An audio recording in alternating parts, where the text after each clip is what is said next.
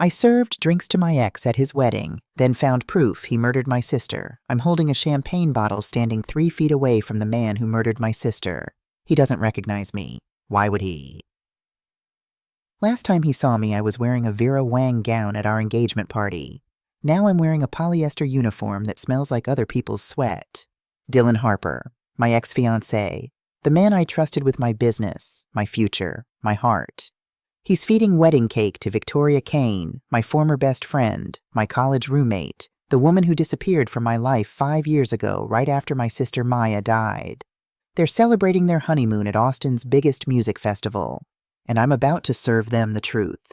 If you've ever wondered what it's like to smile while your world burns, if you've ever had to choose between revenge and justice, hit that subscribe button.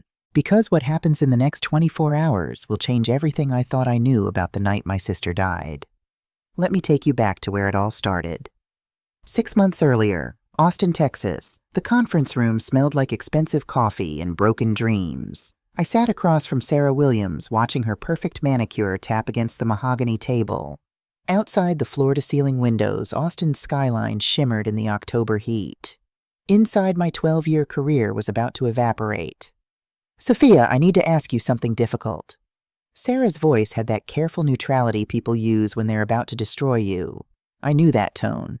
In 12 years of wedding planning, I'd learned to recognize every shade of client dissatisfaction. This wasn't cold feet. This was execution. "What's wrong?" I kept my voice steady, professional. The Sophia Chen who'd built Eternal Moments weddings from a garage startup to Austin's premier wedding planning company didn't panic. She solved problems. "We received a call yesterday from Victoria Kane at Kane Luxury Events." Sarah paused, and I felt the ground shift beneath me. She said there were concerns about Eternal Moments' financial stability, that some vendors hadn't been paid, that our wedding might not happen as planned. The words hit like ice water. Victoria Kane, my college roommate, my former best friend, the woman who'd vanished from my life 5 years ago without explanation right after Maya's funeral. "That's not true," I said. "We've paid every vendor. Our accounts are current. I can show you. I believe you." Sarah's interruption was gentle but final. But Victoria offered to take over the wedding. Same vendors, same vision, but with Kane Luxury's reputation behind it. And honestly, Sophia, we can't risk our wedding day. I sat in stunned silence as 2 years of work, the mood boards, the vendor negotiations, the countless hours of planning Sarah's dream wedding at Laguna Gloria dissolved into nothing. "I'll have our contracts terminated by end of business today," Sarah continued. "Victoria said Kane Luxury would honor all existing arrangements. You won't lose money on vendor deposits." Victoria said. The words tasted bitter. "Did you call our vendors directly? Ask them about payment issues?" Sarah's silence answered everything. After she left, I sat alone in my office, staring at the contracts that represented everything Dylan and I had built. The framed photos on the wall, Dylan and me at industry awards, Dylan and me cutting the ribbon at our downtown office opening, Dylan and me smiling like we had the world figured out. 7 years of partnership. 3 years of engagement. A wedding date circled on the calendar for next spring. All of it built on trust. All of it about to collapse. Dylan found me there at 7 p.m., still in the same chair, still holding Sarah's termination notice. "Soph." His voice was gentle the way it got when he was about to deliver bad news. 6'2" dark hair that he kept just messy enough to seem approachable, green eyes that captured emotion in photographs like they captured it in real life. When we'd met at UT 8 years ago, I'd been the business student with a part-time wedding planning hustle. He'd been the art major who could make any couple look like they were starring in their own romantic movie. "Sarah terminated us," I said without looking up. "I know. She called me directly." Dylan sat on the edge of my desk the way he had 1,000 times before.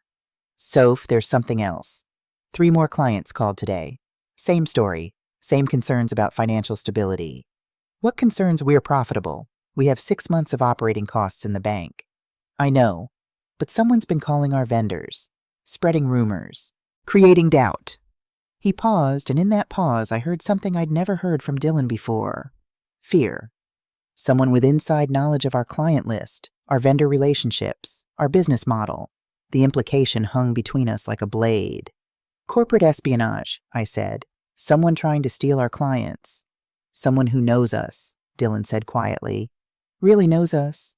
I looked up at him, then searching his face for answers. Dylan had been my partner in every sense, business, romantic, creative. We'd built eternal moments together, from weekend courthouse ceremonies to luxury destination events. We'd survived lean years and celebrated successes. We'd planned our own wedding while planning hundreds of others. If someone was attacking us, they were attacking both of us. Do you have any idea who? I asked. Dylan was quiet for too long. Dylan, there's something I haven't told you. He wouldn't meet my eyes. About why I was late to the Morrison wedding last month, and the Henderson reception, and that vendor meeting at the Four Seasons. My chest constricted. What are you talking about? I've been meeting with someone, an old friend. She reached out a few months ago, said she was thinking about relocating to Austin. Wanted advice about the wedding industry here. She Dion, Victoria Kane. The name detonated in the space between us. Victoria Kane, my college roommate at UT. The woman who'd held me while I sobbed at Maya's funeral. The woman who'd disappeared 2 weeks later with nothing but a forwarding address in San Antonio and silence. I'd tried to reach out in that first year. Called, texted, emailed. Every message disappeared into the void. Eventually, I'd assumed Victoria couldn't handle being around reminders of Maya. Grief affected people differently. I'd tried to understand. But now, Victoria's been in Austin. My voice came out strangled. For months. Sophia, I should have told you. You should have told me. I stood up, pacing to the window. Dylan Victoria Kane owns the biggest wedding planning company in San Antonio. She's our direct competitor. And you've been meeting with her secretly for months. Nothing proprietary, Dylan said quickly. Just general industry stuff. Market trends. Vendor relationships. Vendor relationships. I turned to face him. The same vendors who are now questioning our financial stability. Dylan's face went pale. You think Victoria... I think Victoria played you. I think she came to Austin specifically to gather intelligence on eternal moments, and I think you gave her everything she needed to destroy us. That's not Victoria wouldn't... Wouldn't what? Wouldn't use insider information to steal our clients, wouldn't lie to vendors about our finances, wouldn't systematically destroy the company her ex-best friend built. My voice was rising. When was the last time you talked to her, Dylan? He looked away. Yesterday. Yesterday? I laughed, but there was no humor in it. The same day Sarah Williams got a mysterious call from Kane Luxury Events. You called Victoria yesterday to tell her about Sarah's concerns, didn't you? I was worried about the rumors. I thought maybe she'd heard something. And instead of insight, she offered to solve Sarah's problem by taking over the wedding. Dylan stood running his hands through his hair. Sophia, I fucked up. I should have told you Victoria was back in touch. But I swear to God, I never thought she'd try to hurt eternal moments. I thought she was trying to make amends, after the way she left, after Maya.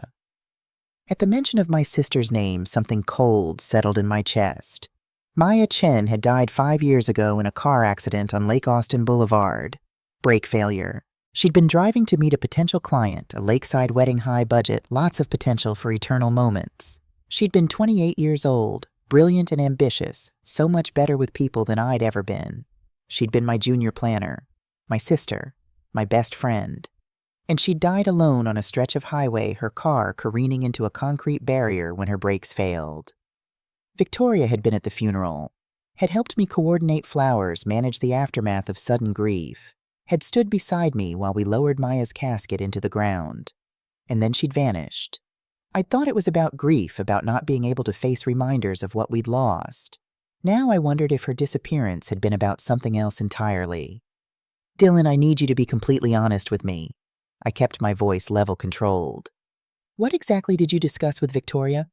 Client preferences, vendor pricing, market positioning. He paused. Your mental state after Maya died. How the business was affected. How you were affected. My mental state... Victoria was worried about you. Said she'd tried to reach out, but you never responded to her messages. She wanted to know if you were okay, if the business was stable. I grabbed my phone, scrolled through 5 years of texts, emails, voicemails. Searched for Victoria's name. Nothing. Dylan, I never got any messages from Victoria. Not after Maya's funeral. Not ever. His face went white. That's not possible. She said she'd been trying to contact you for years. She lied. The pieces were clicking into place with horrible clarity. About the messages, about her concern for my mental state, about wanting to make amends. She came back to Austin with a plan. To gather intelligence on our business, to turn you against me, to steal our clients and destroy our reputation. But why? What did we ever do to Victoria? That was the question I couldn't answer. Victoria and I had been inseparable in college. Roommates, study partners, bridesmaids in each other's imaginary weddings. She'd been my maid of honor when Dylan proposed, had helped me plan our engagement party, had been the first person I called when Dylan and I decided to start eternal moments together. She'd loved Maya, we all had, so why would she come back 5 years later to destroy everything we'd built? I don't know why, I said finally, but I'm going to find out.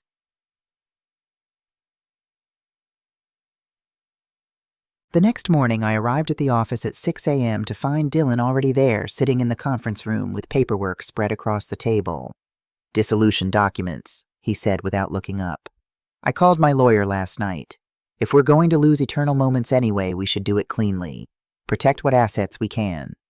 "Dissolution." I sat down across from him, my coffee cup trembling in my hand. "Dylan, we can rebuild. We can fight back. With what clients, with what reputation?" He finally looked at me and his eyes were red-rimmed with exhaustion. "Sophia, I got 4 more cancellation calls this morning. 4. Our October weddings are gone. November is looking shaky. The rumors about our finances are spreading faster than we can correct them. So we hire a crisis management firm. We issue statements. We take legal action. And if it's Victoria, are you prepared to sue your former best friend for corporate espionage, go to court and drag your personal history through depositions and discovery?" I was quiet. Dylan was right about one thing: taking legal action against Victoria would be messy, public, and expensive, and it wouldn't bring back the clients we'd already lost. "What are you proposing?" I asked. "We dissolve eternal moments, split the assets. I take the photography side, you take the planning side. We start over, separately." The word hit me like a second betrayal. Separately. "Sophia, this isn't just about business." Dylan pulled out his phone, scrolled to a text thread, showed me the screen. "Victoria said things about us, about our relationship, about whether we're really compatible as partners." I read the messages, each one a knife between my ribs. Victoria Kane. "Dylan, I hope this isn't overstepping, but I'm worried about Sophia, and about you. You seem unhappy when you talk about work, about your relationship. You deserve someone who appreciates what you bring to the partnership." Dylan Harper. "It's complicated." Victoria Kane. "It doesn't have to be. You're an incredible photographer, an incredible man. You could have your pick of partners, business and otherwise." Dylan Harper. "Sophia and I have history." Victoria Kane. "History isn't the same as a future. When was the last time she really saw you, appreciated, you made you feel valued?" I stared at the screen, feeling something crack inside my chest. "Dylan, she's manipulating you. Can't you see that this is exactly what she wants for us to doubt each other, to break up the partnership, to destroy eternal moments from the inside?" "Is she wrong, though?" Dylan's voice was quiet. "When was the last time you made me feel valued, Sophia? When was the last time you looked at me and saw your partner instead of your employee?" The question caught me off guard because I couldn't answer it. The past 5 years had been a blur of 18-hour days, impossible clients, constant pressure to grow the business. Dylan had become reliable, dependable, part of the infrastructure of my life rather than the center of it. And maybe God, maybe Victoria was right about that. "Dylan, I love you. I've loved you for 8 years, but I don't think you love me anymore. I think you love eternal moments, and I can't compete with a business that's more important to you than I am." "That's not true." "Isn't it?" He pulled out another document. "This is a dissolution agreement. 50-50 split of assets. You keep the Eternal Moments name and client list. I keep the photography equipment and studio lease. We both walk away with enough to start over." I looked at the papers, at Dylan's signature already there in black ink. "What about us?" My voice came out small, broken. "I think we need space. Time to figure out who we are separately before we can figure out who we are together." "Space," I laughed bitterly. "That's what Victoria said when she disappeared after Maya's funeral. She needed space, and I never heard from her again." "This is different." "Is it?" Dylan stood, gathered his papers. "I'll be out of the office by Friday. Take whatever time you need to figure out next steps." He paused at the door. "Sophia, for what it's worth, I do love you. That was never the problem." After he left, I sat alone in the conference room staring at the dissolution documents. 8 years of partnership, 7 years of building a business, 3 years of engagement. Ended by a woman who'd been out of my life for 5 years and somehow still found a way to destroy everything I cared about. I pulled out my phone, searched for Victoria Kane online. Kane Luxury Events had a beautiful website. Testimonials from satisfied clients. Photos of gorgeous weddings in San Antonio, Houston, Dallas. Victoria herself on the About page, blonde hair in a sleek bob, wearing a designer dress, smiling at the camera like she owned the world. The bio mentioned expansion plans into the Austin market. Bringing San Antonio's premier wedding planning services to Texas's capital city. Posted 6 months ago. Victoria hadn't come to Austin on a whim. She'd been planning this for months. Identifying competitors, developing strategy, gathering intelligence. And somehow that strategy had included destroying Eternal Moments specifically. But why I scrolled through photos on her website. Beautiful couples, gorgeous venues, flawless execution. And then I saw something that made my blood run cold. A wedding photo from last month. The caption read, "Congratulations to Sarah and Michael Williams on their beautiful celebration at Laguna Gloria." Sarah Williams, our former client, the one who'd terminated us yesterday. Except according to this photo, Victoria had married Sarah off 3 weeks ago. Victoria hadn't stolen our client yesterday.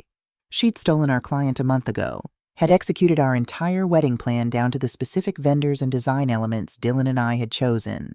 And somehow she'd convinced Sarah to keep it secret until after the wedding was over. I scrolled through more photos, found another familiar wedding, and another.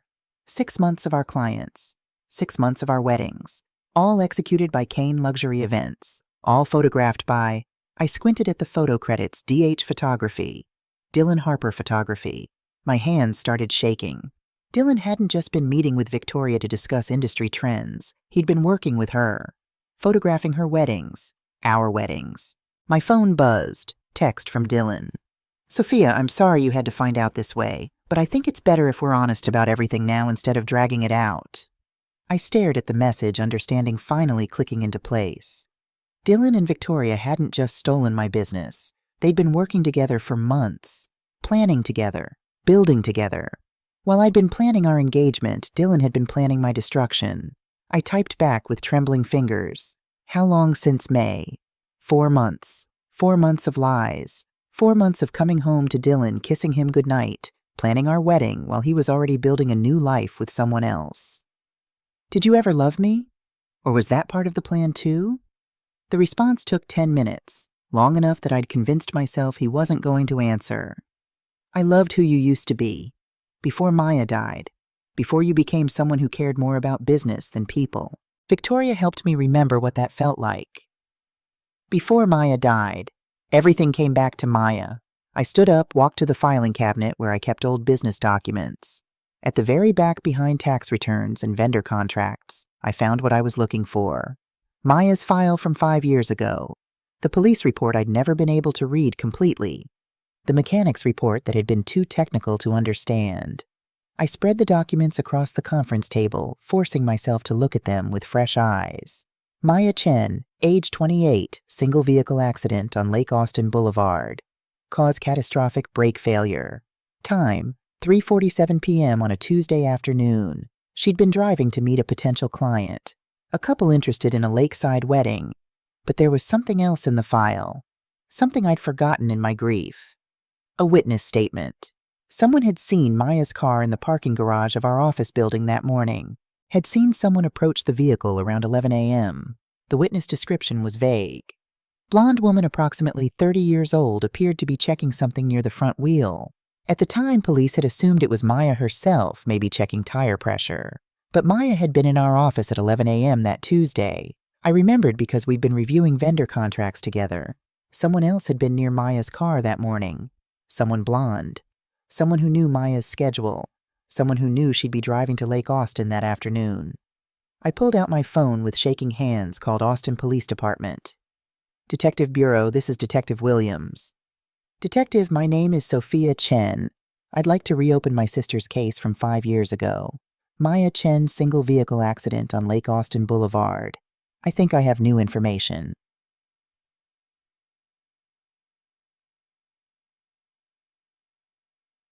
Three months later, February 2025. The bankruptcy was finalized on a Tuesday morning in February. I signed the papers in a lawyer's office that smelled like old leather and broken dreams, watching 12 years of business success reduced to liquidation schedules and asset distributions. Eternal moments. Weddings was officially dead. I walked out of that office with $17,000, a 10-year-old Honda Civic, and a credit score that would keep me out of decent apartments for years. Detective Williams had called the week before to tell me that Maya's case would remain closed. Insufficient evidence to suggest foul play, she'd said. I'm sorry, Ms. Chen. Sometimes accidents are just accidents. But I knew better now. I'd spent 3 months researching Victoria Kane, and the pattern was becoming clear. Kane Luxury Events had expanded into Austin by systematically targeting established wedding planners, spreading rumors about their reliability, then swooping in to save distressed clients. I wasn't her first victim. I was just her most personal one. And somewhere in the destruction of my business and the systematic way Victoria had dismantled everything I'd built was a clue to what really happened to Maya. I pulled into the parking lot of a coffee shop in South Austin, ordered a black coffee I couldn't afford, and opened my laptop. The screen displayed a job application I'd been staring at for the past week. SXSW Festival. Temporary catering staff needed. South by Southwest was Austin's biggest festival, a chaos of music technology and corporate money that descended on the city every March. They hired hundreds of temporary staff for catering security logistics. The pay was terrible, but it came with one major advantage: access. Victoria Kane would be at SXSW. Kane Luxury Events was listed as the official wedding and event planning partner for several corporate sponsors. She'd be in VIP areas schmoozing with potential clients, building her empire on the ashes of businesses like mine. And Dylan would be there too, as Kane Luxury's official photographer. I clicked Submit Application. If I couldn't get justice through the police, I'd get it another way. I'd get close to Victoria, close enough to find evidence of what she'd done to Maya, close enough to destroy her the way she'd destroyed me. My phone buzzed. Email notification. From eternalmomentsarchive@gmail.com. Subject: you have one unread message from Maya Chen. My heart stopped. I'd set up the archive email 5 years ago, right after Maya died.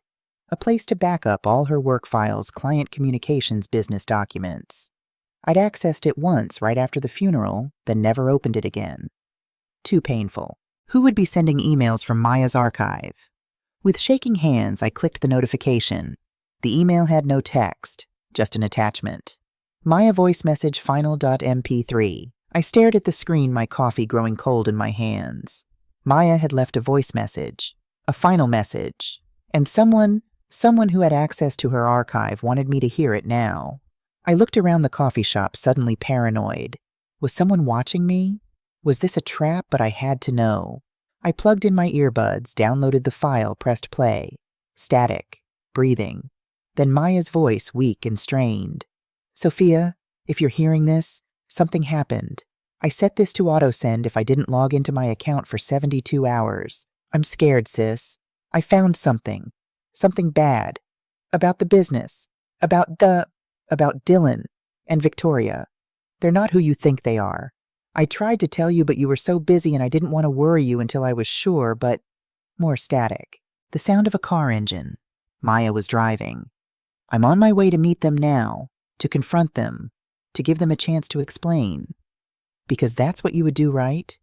Give people a chance to make things right. I'm recording this just in case.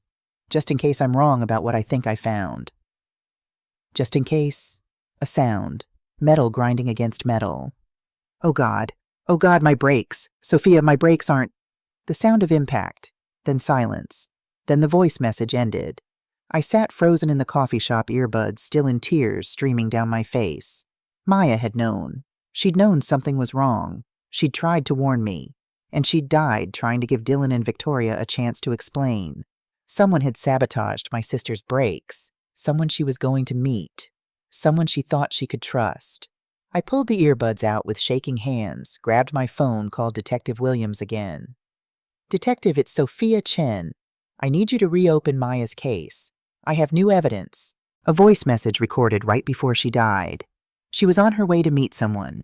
She knew her life was in danger. This wasn't an accident. This was murder. Ms. Chen, I'll need you to bring that evidence to the station. I'll be there in 20 minutes. I hung up, grabbed my laptop, and headed for the door. But before I could leave, my phone buzzed again. Text from an unknown number. Stop digging, Sophia. Some graves should stay closed. Ask yourself who benefits from you knowing the truth about Maya, who sent you that voice message, and why now? I stared at the message, my hands shaking. Someone was watching me. Someone knew I'd just listened to Maya's final words. Someone wanted me to stop investigating, which meant I was getting close to something they desperately wanted to keep buried. I looked around the coffee shop again. The barista was making drinks. A couple in the corner was arguing quietly. A man in the back corner was working on a laptop, headphones on. He looked up. Our eyes met. He smiled, then looked back down at his screen. Something about that smile made my blood run cold. I walked quickly to my car, got in, locked the doors. My hands were shaking so badly I could barely get the key in the ignition. The man from the coffee shop walked out, got into a black SUV 3 cars away. He didn't follow me when I drove away. But I knew he didn't have to. They already knew where I lived, where I worked, what I was planning to do. And if they'd killed Maya to protect their secrets, they wouldn't hesitate to kill me too. I drove to the police station anyway, because Maya had died trying to give people a second chance, trying to believe the best in people even when the evidence suggested otherwise. I wasn't going to let her death be in vain, even if it killed me. March 15th, SXXW opening day. The Austin Convention Center was transformed into a maze of stages, vendor booths, and corporate pavilions. 50,000 people would flow through these spaces over the next 5 days, creating exactly the kind of chaos I needed to operate undetected. I reported to the catering supervisor at 6 a.m. dressed in regulation black pants and white shirt that would make me invisible to everyone who mattered. The uniform came with a name tag that said Sophie, in small print close enough to my real name that I'd respond naturally different enough that Victoria might not immediately recognize it if she saw it. Sophie, you're assigned to VIP Pavilion C, Carmen Delgado said, handing me a radio and an access badge. She was in her 50s, Latina, with the kind of calm competence that suggested she'd been managing chaos professionally for decades. Corporate sponsors, high-dollar clients, people who paid extra for the premium experience. Your job is to make sure they don't notice us, and they never run out of anything. Understood. Any particular clients I should know about? I asked casually. Carmen checked her clipboard. Kane Luxury Events is hosting a networking reception tonight. Wedding industry people, potential clients. They specifically requested our most experienced staff. She looked at me. Your resume says you have event management experience. 12 years, I said. Different industry, but same principles. Good, because Kane Luxury is a big deal. They're also bringing their own photographer for the event. She glanced at her notes. Dylan Harper. You might have worked with him before. He does a lot of high-end weddings in Austin. I kept my face neutral. Name sounds familiar. Carmen handed me an earpiece and a service tray. VIP Pavilion C is on the 3rd floor. Service elevator is behind the main stage. Don't use the guest elevators unless it's an emergency. I spent the morning learning the layout, memorizing service corridors and back entrances, identifying blind spots where security cameras couldn't see. By noon, I had the entire convention center mapped in my head. At 2 p.m., I was restocking champagne in Pavilion C when I noticed a man watching me. He was standing near the security desk wearing a standard SXSW security uniform, black polo shirt, khaki pants, radio clipped to his belt. But something about the way he moved, the way he observed the space, suggested this wasn't his first time managing security. He caught me looking and walked over. Sophie Chen, he asked, reading my name tag. That's right. James Rodriguez, Festival Security Coordinator. He extended his hand. I shook it, noting the firm grip, the direct eye contact. Carmen mentioned you have event management background. Mind if I ask you a few questions about traffic flow in VIP areas? We're trying to optimize guest experience. It was a reasonable question, but something about the way he asked it felt like a test. Sure, I said. What do you want to know? You've been working here for, he checked his watch, about 6 hours. In that time, you've probably noticed patterns in how guests move through the space. Bottlenecks, confusion points. What would you change? I thought about it, then pointed to the far corner. The bar setup creates a natural bottleneck around 5 p.m. when people start arriving. If you moved it 10 feet to the left, you'd create better flow. And the signage for restrooms is unclear. I've redirected probably 15 people in the past hour. James made notes in a small notebook. Good observations. You have a trained eye. Old habits, I said. I used to do event planning. What made you switch to catering? The question was casual, but his eyes were sharp, evaluating. Career change, I said. Wanted something less stressful. Interesting choice. Most people who leave event planning don't choose catering. They choose something completely different. Unless he paused, they're trying to stay in the industry for a specific reason. My pulse quickened. What are you implying? Nothing. James smiled, but it didn't reach his eyes. Just making conversation. But Sophie, if you're here for reasons other than serving drinks, you should know that festival security takes potential threats very seriously. We have cameras everywhere. We background check all temporary staff. And we pay attention when someone with your qualifications takes a minimum wage catering job. He handed me a business card. James Rodriguez, Security Coordinator, but at the bottom in smaller print, former FBI Behavioral Analysis Unit. If you need anything, he said, or if you notice anything unusual, my number's on the card. He walked away, leaving me standing there with a champagne bottle in one hand and his business card in the other. Former FBI. James Rodriguez wasn't just festival security. He was someone with training in criminal behavior threat assessment investigation. And he'd clocked me immediately as someone who didn't belong here. The question was he trying to help me or stop me? I pocketed the card and went back to work. At 3 p.m., Victoria Kane arrived. I was arranging champagne flutes when I saw her walk into VIP Pavilion C like she owned the place. She looked exactly the same as she had in college, blonde hair, in a perfect bob designer clothes that probably cost more than I'd earned in the past month. The kind of confident smile that made people want to give her things. She was followed by a small entourage, 2 assistants, a photographer I didn't recognize, and Dylan. Dylan looked good. Better than good. He'd gotten a haircut, lost some weight, upgraded his wardrobe. Success suited him. I watched them set up for the networking reception, arranging displays and testing lighting. Victoria moved through the space like a general surveying a battlefield, giving orders and making adjustments with the kind of precise authority I remembered from our college days. Sophie, Carmen's voice crackled through my earpiece. Kane Luxury needs someone to coordinate with catering for tonight's event. You're our most experienced server. Can you handle client liaison? This was it. My chance to get close to Victoria. Absolutely, I said. I straightened my shirt, grabbed a tablet, and walked over to Victoria's setup area. Excuse me, I said, keeping my voice professionally neutral.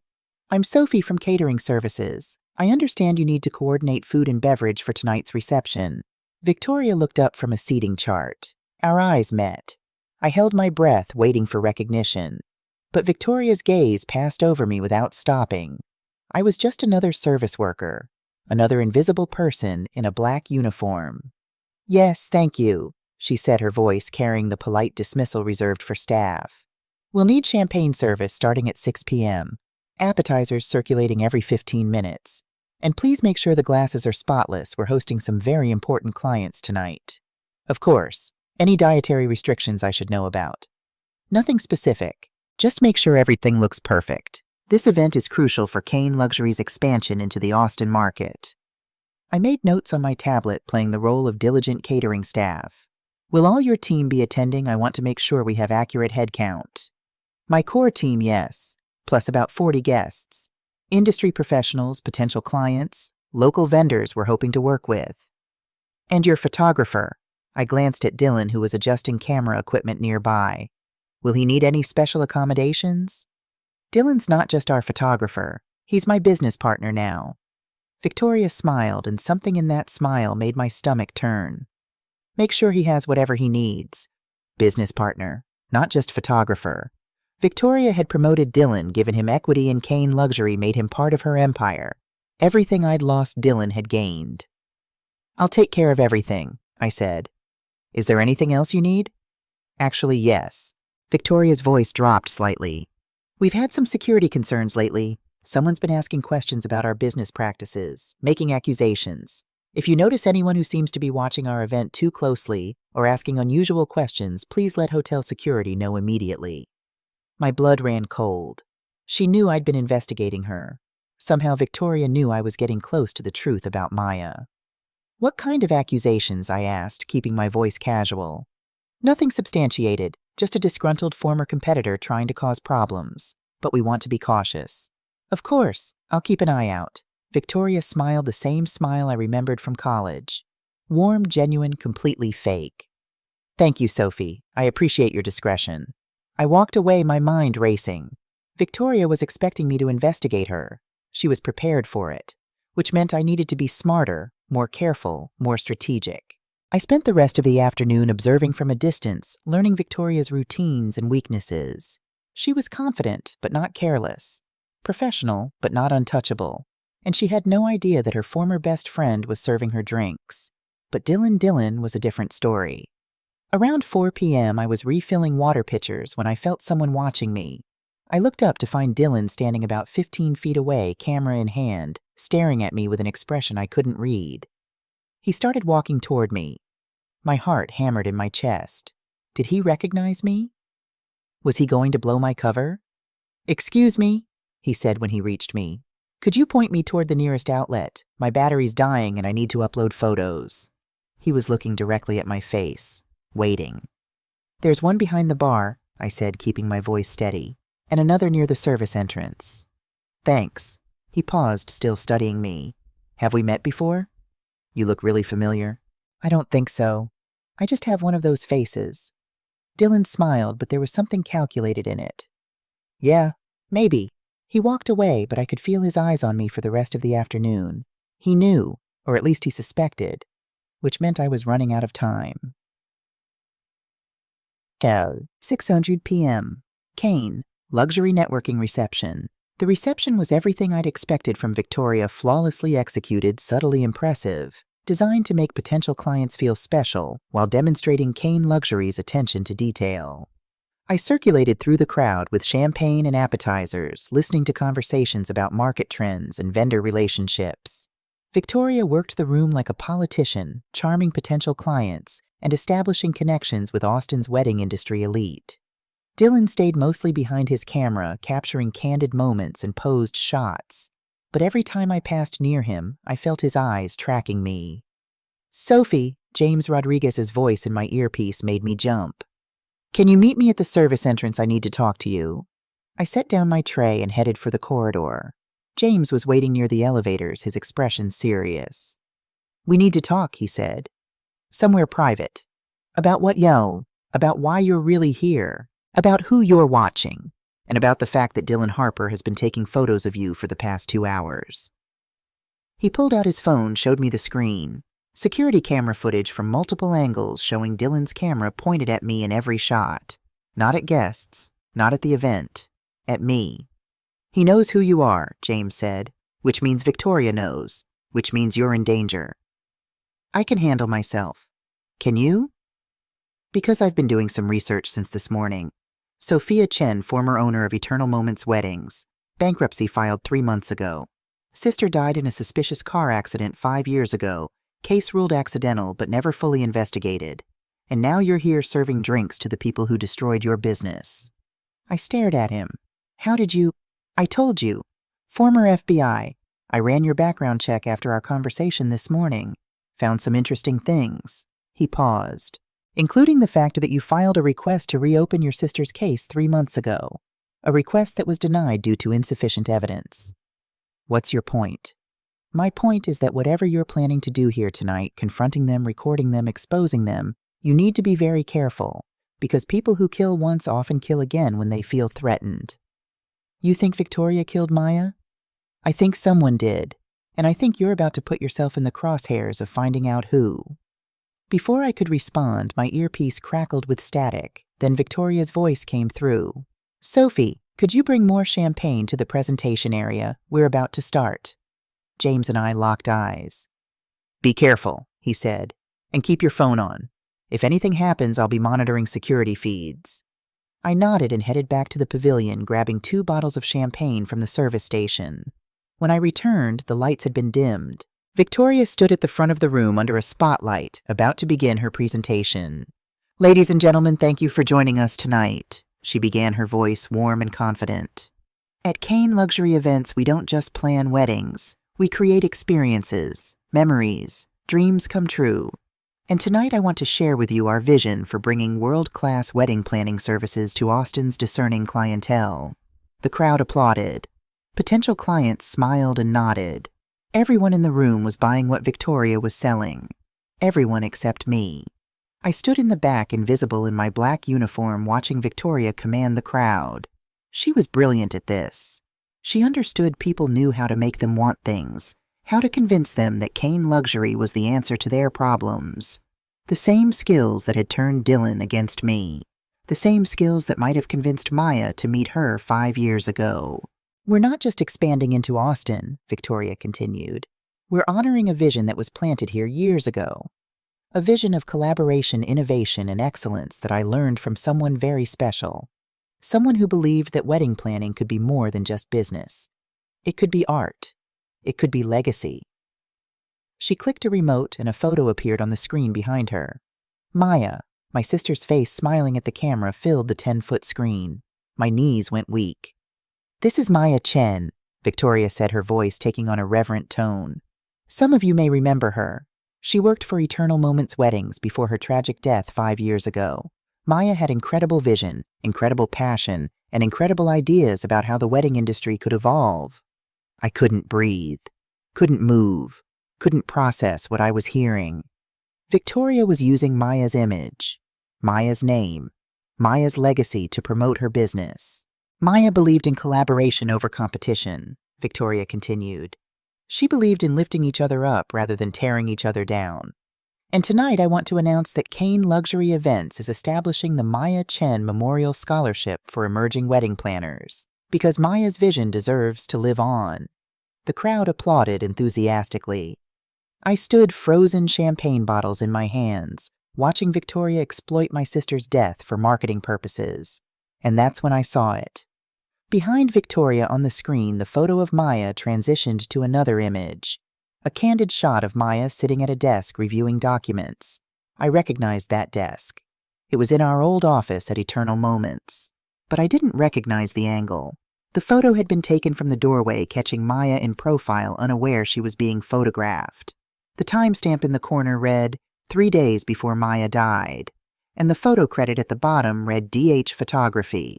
Dylan had taken that photo 3 days before Maya's death, while Maya was reviewing documents that, according to the voice message I'd heard, revealed something bad about Dylan and Victoria.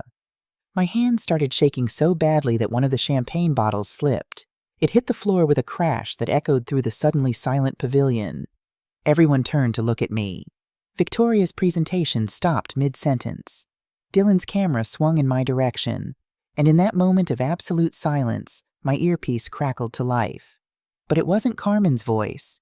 It wasn't James's voice. It was Maya's voice. The same recording from the voice message playing through every speaker in VIP Pavilion CE. "I'm scared, sis. I found something bad, about the business, about Dylan and Victoria. They're not who you think they are." The room erupted into chaos. Victoria's face went white. Dylan dropped his camera. Security guards rushed toward the sound system. But I was already moving, dropping the remaining champagne bottle and running for the service entrance. James Rodriguez appeared beside me, grabbing my arm. "What the hell did you do?" I didn't do that." "Then who did behind us?"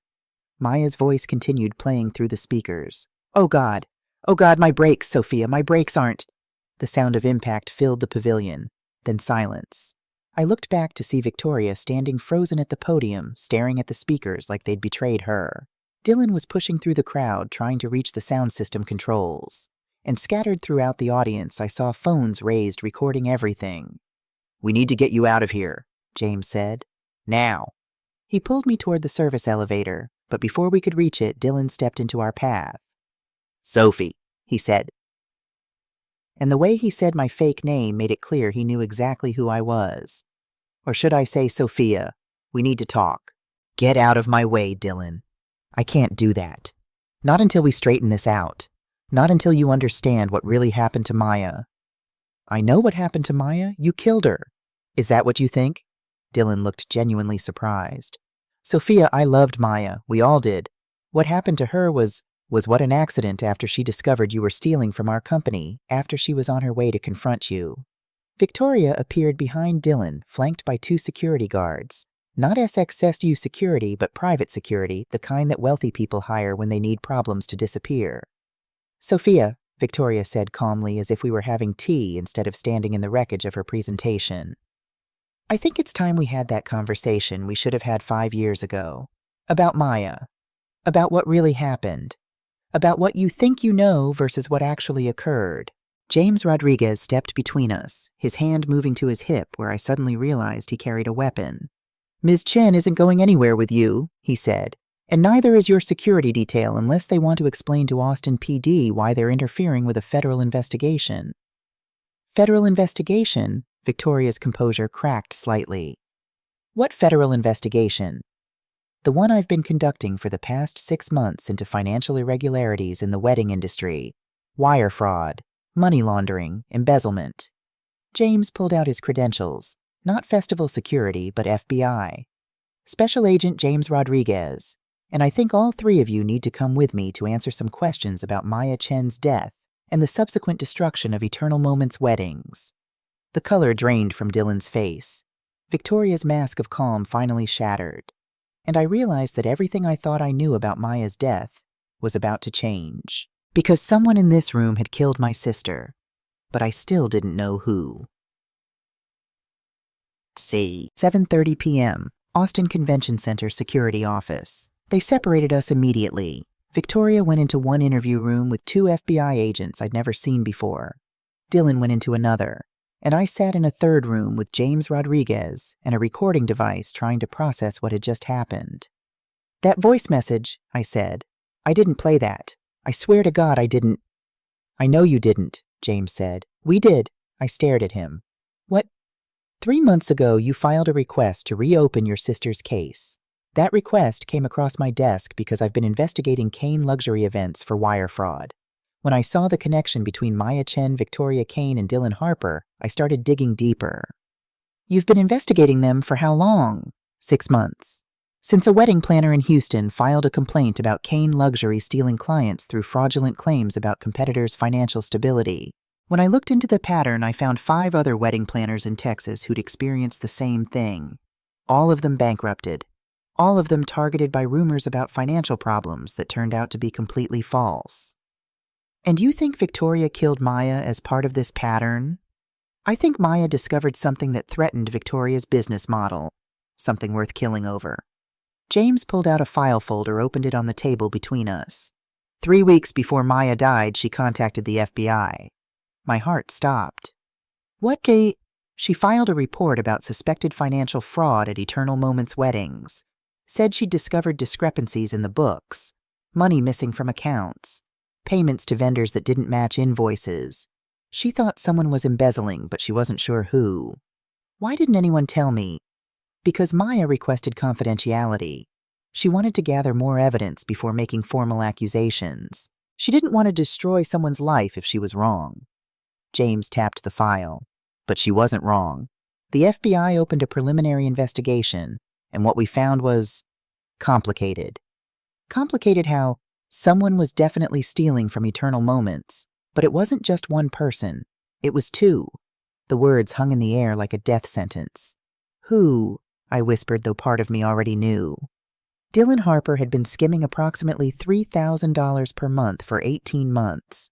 Small amounts carefully hidden in vendor invoices and expense reports. By the time Maya noticed the pattern, he'd stolen close to $50,000. $50,000. Not the $150,000 Dylan had confessed to in the text message, but still enough to destroy everything if discovered. And the second person? I asked, though I could feel the answer coming like a freight train. Victoria Kane, but her theft was different. She wasn't stealing from Eternal Moments. She was stealing from her own company, Kane Luxury Events, and using Eternal Moments accounts to hide the money. I shook my head, not understanding. That doesn't make sense. Why would Victoria steal from herself? Because Kane Luxury Events was never profitable. It was all a facade. Victoria had been operating at a loss for 3 years using money from investors who thought they were funding a successful company. When those investors started asking questions, Victoria needed to hide the losses. So she created fake vendor invoices, routed payments through Eternal Moments accounts, made it look like Kane Luxury was doing legitimate business with legitimate partners. You're saying Victoria was using my company to launder money.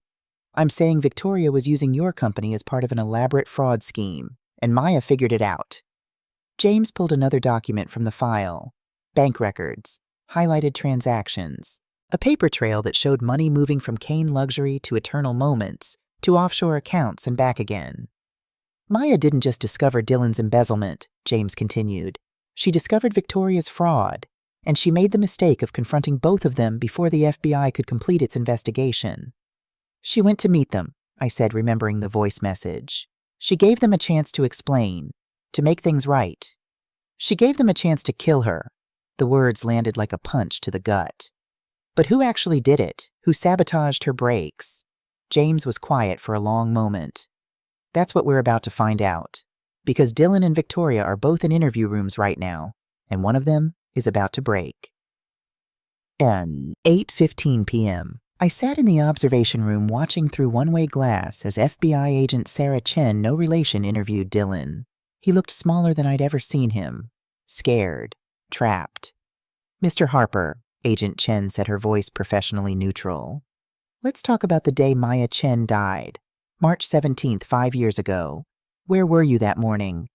I was at a photo shoot. A wedding at the Four Seasons. I have records. We've verified your alibi for the wedding.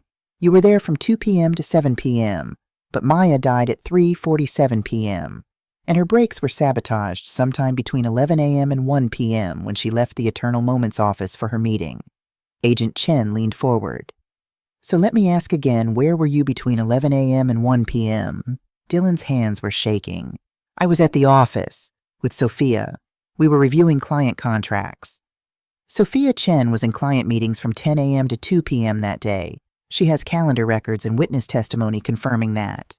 So you weren't with her. Where were you? I was in the parking garage. Maya had asked me to check something on her car. She said it was making a weird noise. The lie was obvious, transparent. Agent Chen saw it too. If Maya asked you to check her car, why isn't there any record of that conversation? No text messages, no voicemails, no emails. It was verbal. She mentioned it that morning.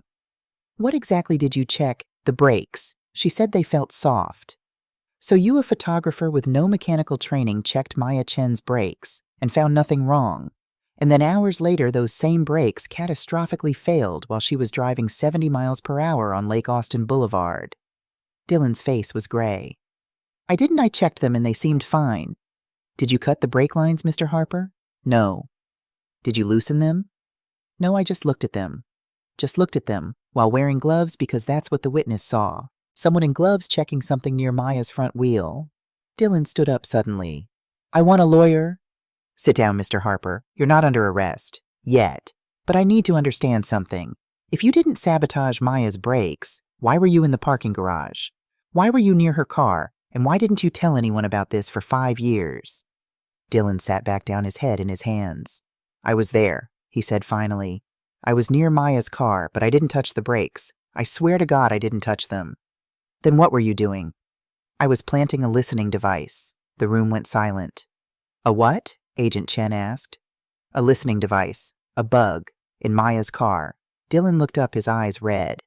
Victoria asked me to do it. She said Maya was asking questions about Kane Luxury's finances. Said she needed to know what Maya knew before Maya went to Sophia with accusations. So you bugged Maya's car on Victoria Kane's orders? Yes. And while you were doing that, did you notice anything unusual? Anything wrong with the vehicle? Dylan was quiet for a long moment. There was someone else there, he said finally. In the parking garage. I heard footsteps. I hid behind a pillar. I saw someone approach Maya's car after I'd finished with the bug. Who? I couldn't see their face. They were wearing a hoodie, but they were definitely doing something near the front wheel. Something with tools. I heard metal on metal. And you didn't stop them. Didn't call out. Didn't tell anyone. I thought they were a mechanic. I thought maybe Maya had called someone to look at the brakes like she'd mentioned. Dylan's voice broke. I didn't know. I swear to God I didn't know they were sabotaging her car. But you knew something was wrong when Maya died in a brake failure accident later that same day. I suspected, but I couldn't say anything without admitting I'd bugged her car, without implicating Victoria, without... He stopped. Without admitting that I'd been there, that I could have stopped it and didn't. Because you were covering for Victoria Kane. Because I was covering for myself. Agent Chen sat back studying Dylan. Did you love Maya Chen, Mr. Harper? The question seemed to catch him off guard. What, did you have feelings for Maya, romantic feelings? No, Maya was Sophia's sister. She was my partner's sister. I would never... Your phone records show 63 text messages to Maya's number in the month before she died. Most of them late at night. Most of them deleted from your device, but recovered from cell tower data. Would you like to know what those messages said? Dylan's face went white. Agent Chen pulled out a printed document, began reading. Maya, I can't stop thinking about our conversation today. You were right about so many things. I know this is complicated, but I need you to know how I feel. Sophia doesn't understand me the way you do. If things were different, if we were different, stop, Dylan whispered. Did you love Maya Chen, Mr. Harper? Yes. The word came out broken. Yes, I loved her. And she rejected me. Told me I was being inappropriate. Told me she was going to tell Sophia if I didn't stop. So when Victoria asked me to bug Maya's car, I did it. Because I wanted to know what Maya was going to tell Sophia. About my feelings. About the money. About everything. And when Maya died, you felt guilty. I felt relief. Dylan looked at Agent Chen with something like defiance. Is that what you want to hear? I felt relieved that Maya was dead, because it meant she couldn't tell Sophia what I'd done. Couldn't destroy my relationship. Couldn't ruin my life. But your relationship ended anyway. Because of Victoria. Because Victoria used my guilt to manipulate me. To get me to leave Sophia. To join Kane Luxury. To help her destroy eternal moments. Dylan laughed bitterly. I thought I was choosing freedom. I was just choosing a different prison. Through the glass, I sat watching the man I'd loved for 8 years confess to betraying me, my sister, and everything we'd built together. But he hadn't killed Maya. Someone else had been in that parking garage. Someone wearing a hoodie. Someone Victoria had sent. Or someone who'd followed Dylan there. Someone who'd seen an opportunity and taken it. James Rodriguez sat down beside me in the observation room. Victoria's interview is going differently, he said. You should watch. He switched the monitor to the other interview room where Victoria sat across from a different FBI agent, looking composed despite everything that had just happened. Ms. Kane, the agent was saying, let's talk about your relationship with Maya Chen. And Victoria smiled. It was the smile I remembered from college, the one that meant she was about to tell you something you didn't want to hear. I loved Maya, Victoria said simply. That's what made killing her so difficult. The world stopped. Victoria had just confessed to murder, and she was smiling. End of Part 1. The champagne flutes are shattered on the floor of VIP Pavilion C. Maya's voice still echoes in my head, and Victoria Kane just confessed to murdering my sister with a smile on her face. But nothing about this confession makes sense. Not the timeline, not the motive, not the person I thought I knew. Hit that subscribe button because Part 2 is where everything you think you know gets turned upside down. And the real truth about who killed Maya Chen and why is darker than anything I could have imagined. Some secrets don't just stay buried. They wait, they grow, they become monsters, and I'm about to come face to face with mine. I couldn't move, couldn't breathe, couldn't process the words that had just come out of Victoria Kane's mouth. I loved Maya. That's what made killing her so difficult. Through the one-way glass, Victoria sat perfectly still, hands folded on the table, that same calm smile on her face like she'd just admitted to forgetting someone's birthday instead of confessing to murder. Ms. Kane, the FBI agent said carefully, are you saying you killed Maya Chen? I'm saying I loved her. And yes, I killed her, but not in the way you think. Victoria leaned forward slightly. You want to know what really happened 5 years ago, I'll tell you. But first you need to understand something about Maya that Sophia never knew. James Rodriguez grabbed my arm as I started to stand. Don't. Not yet. Let her talk. She just confessed. She just said words that sound like a confession, but listen to what she's actually saying. On the monitor, Victoria continued. Maya Chen contacted me 3 weeks before she died. Not about Dylan's embezzlement. Not about my financial problems. About something else entirely. The agent pulled out a notebook. What did she contact you about? About Sophia. My blood ran cold. Maya was worried about her sister. Worried that Sophia was becoming someone she didn't recognize. Someone ruthless. Someone who would do anything to win. Victoria's voice was steady, clinical. Maya had been keeping records, documenting Sophia's business practices, the vendors she'd threatened, the competitors she'd destroyed through whisper campaigns and strategic rumors, the questionable accounting practices that allowed Eternal Moments to underbid every other planner in Austin. That's not, I started, but James held up his hand.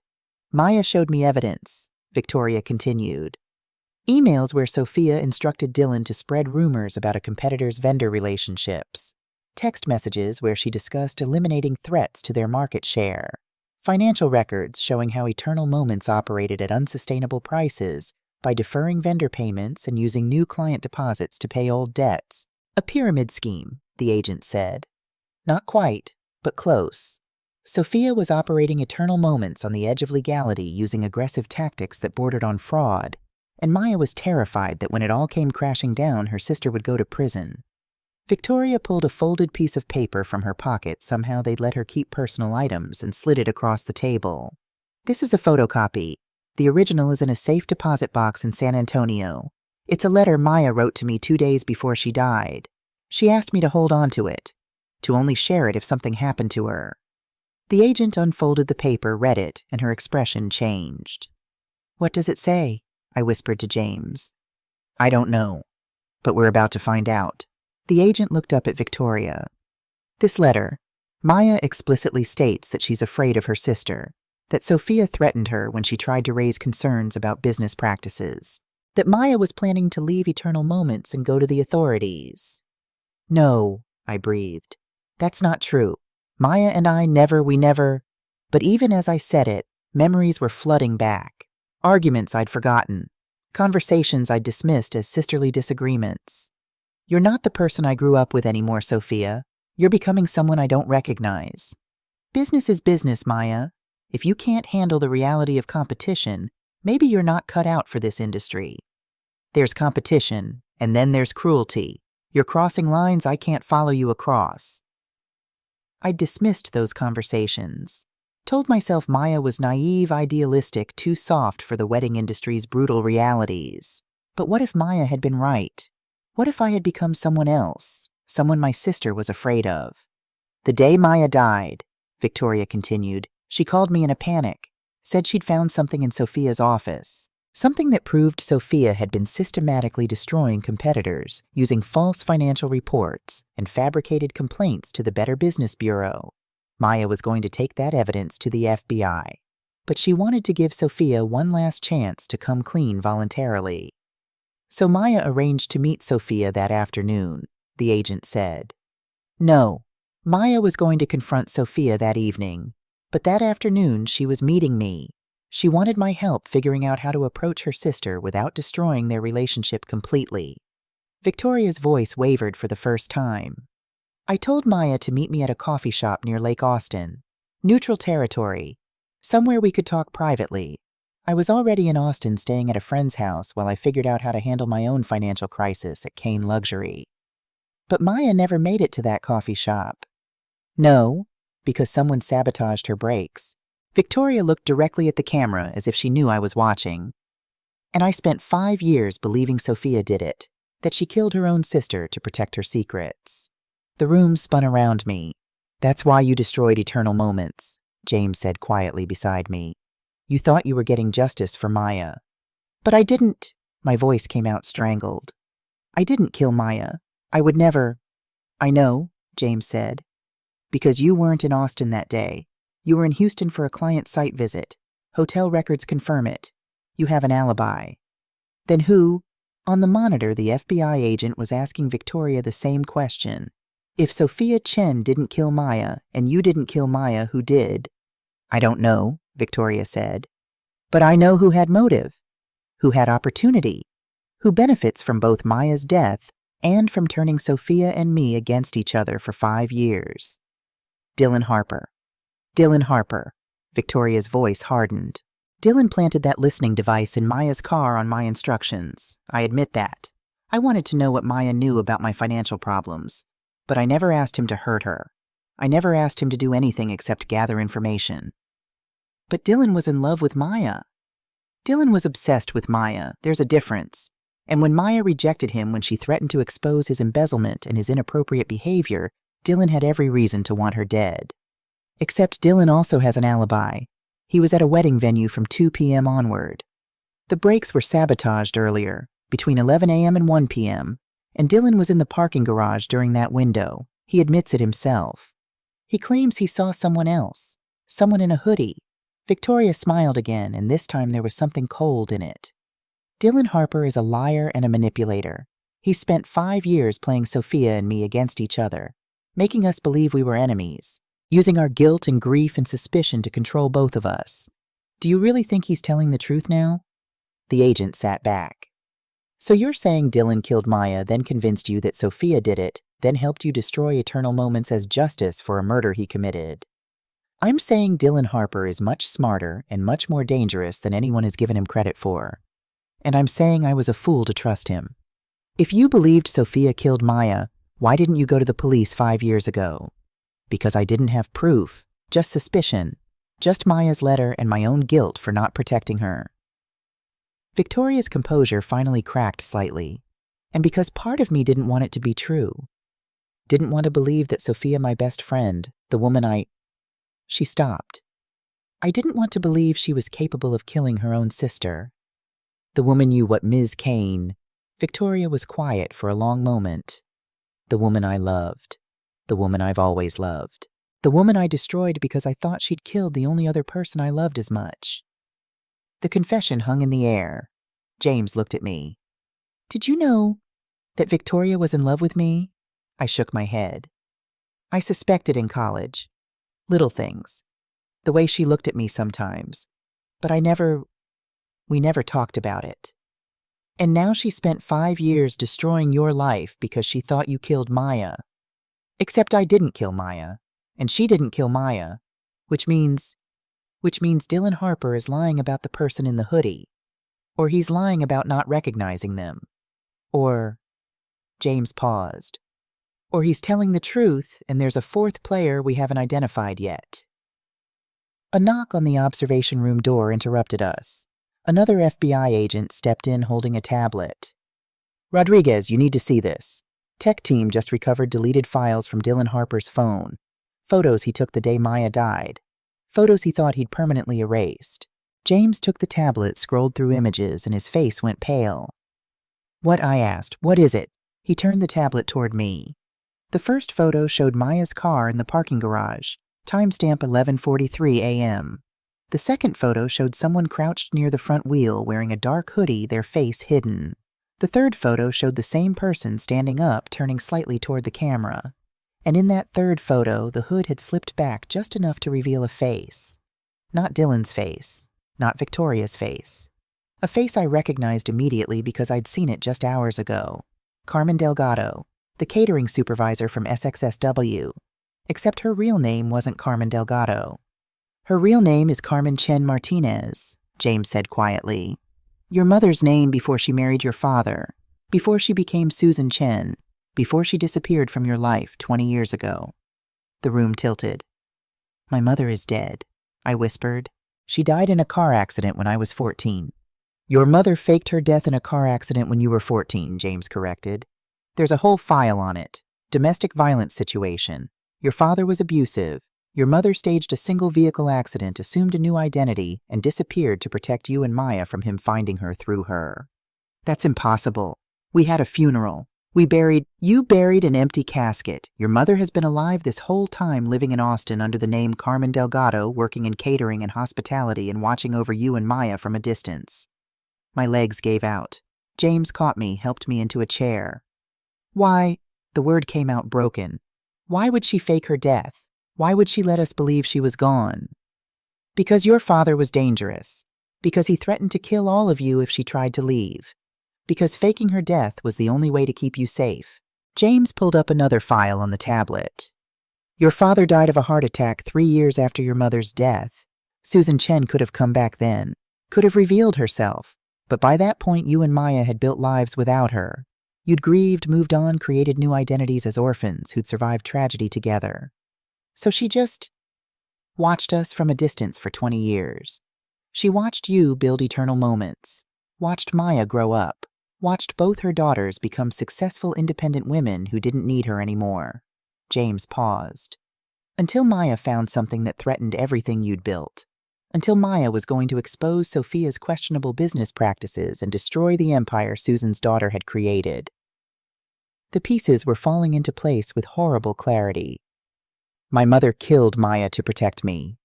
Your mother killed Maya to protect you from prison, to protect the business she'd watched you build, to protect the daughter she'd already abandoned once from losing everything.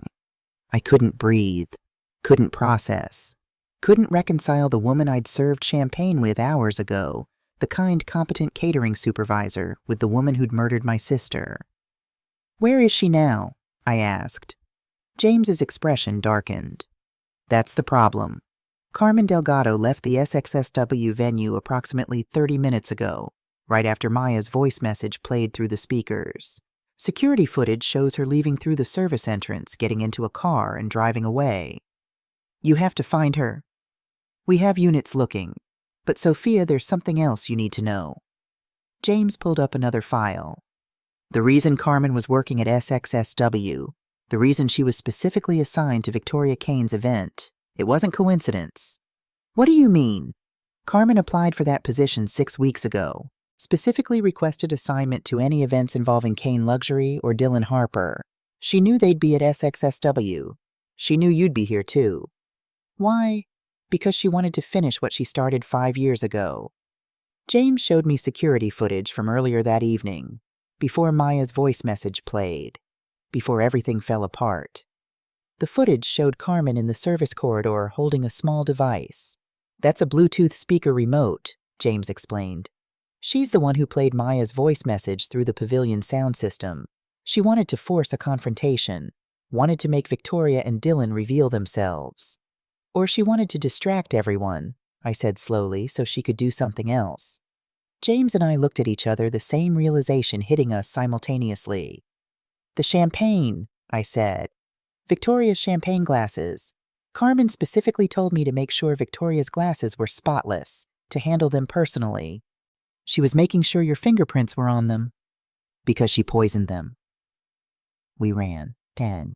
8:45 p.m. VIP Pavilion C. The pavilion was in chaos. SXSW staff were cleaning up broken glass and spilled champagne. Security was interviewing witnesses. Guests were being escorted out by Austin PD.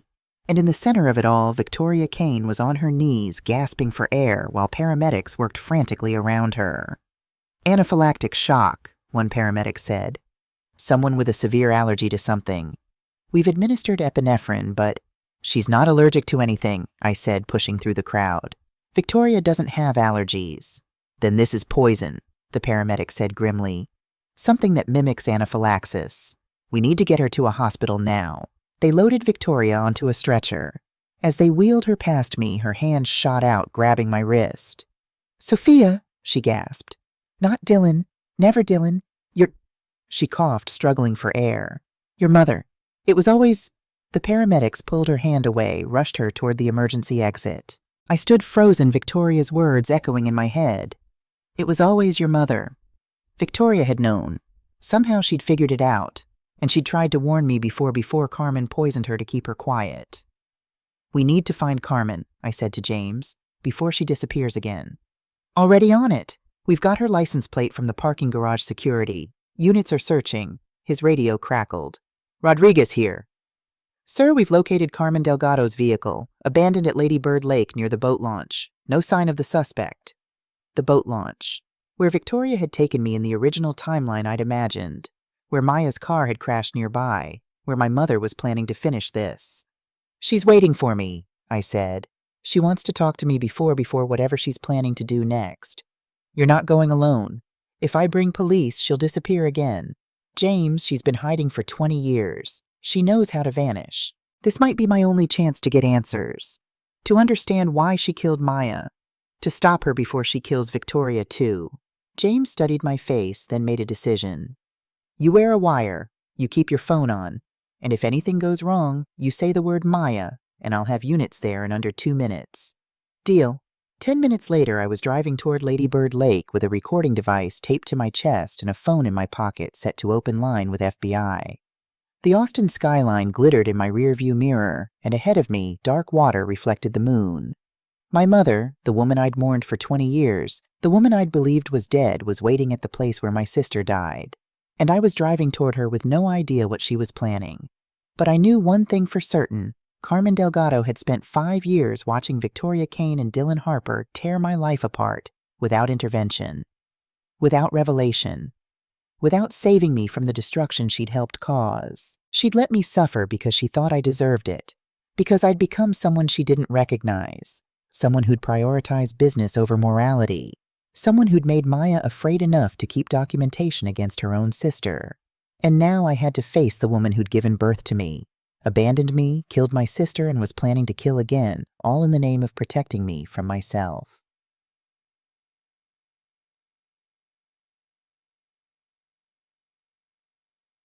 "9:30 p.m. Lady Bird Lake boat launch. The parking lot was empty except for one car, my mother's gray sedan, parked facing the water. I pulled in next to it, cut the engine, and sat in the darkness for a moment, trying to steady my breathing. Through my mother's windshield, I could see her silhouette. She was sitting in the driver's seat, completely still waiting. I got out of my car, walked to her passenger door, and knocked on the window. She unlocked it. I got in. For a long moment, neither of us spoke. We just sat there in the dark, mother and daughter, separated by 20 years of lies and 5 years of murder. Up close, I could see the changes.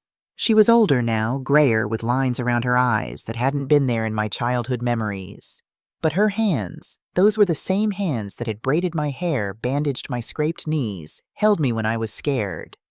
Those same hands had sabotaged Maya's brakes. "Hello, Sophia," she said finally. Her voice was exactly as I remembered. Warm, gentle, completely at odds with what she'd done. "Carmen Susan Mom." I couldn't decide what to call her. "Which name do you prefer?" "Carmen is fine. Susan died a long time ago. And Mom," she smiled sadly. "I stopped being Mom the day I drove a car off a bridge and let my daughters believe I was dead." "Why?" The word came out strangled. "Why did you do it, any of it?" "To protect you. Everything I've done has been to protect you and Maya. You killed Maya to protect me.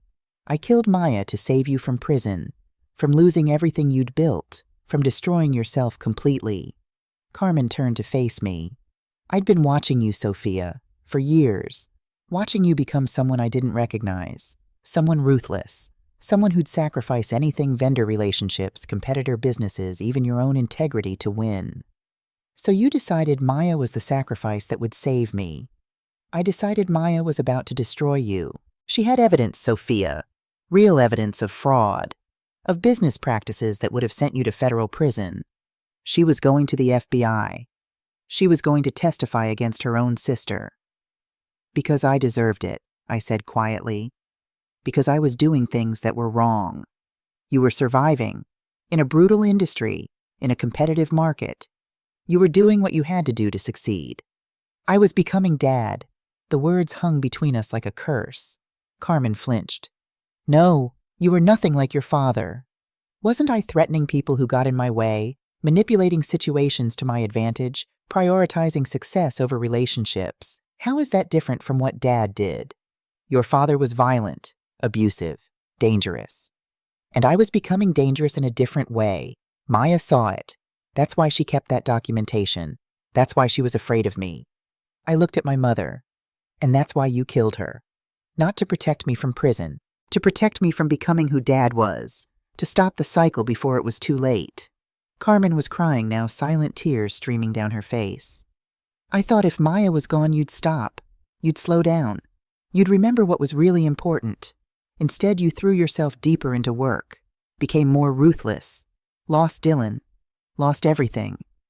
Because my sister was dead, because I blamed myself, because I didn't know someone had murdered her to save me. I'm sorry, Carmen whispered. I'm so sorry. I thought I was doing the right thing.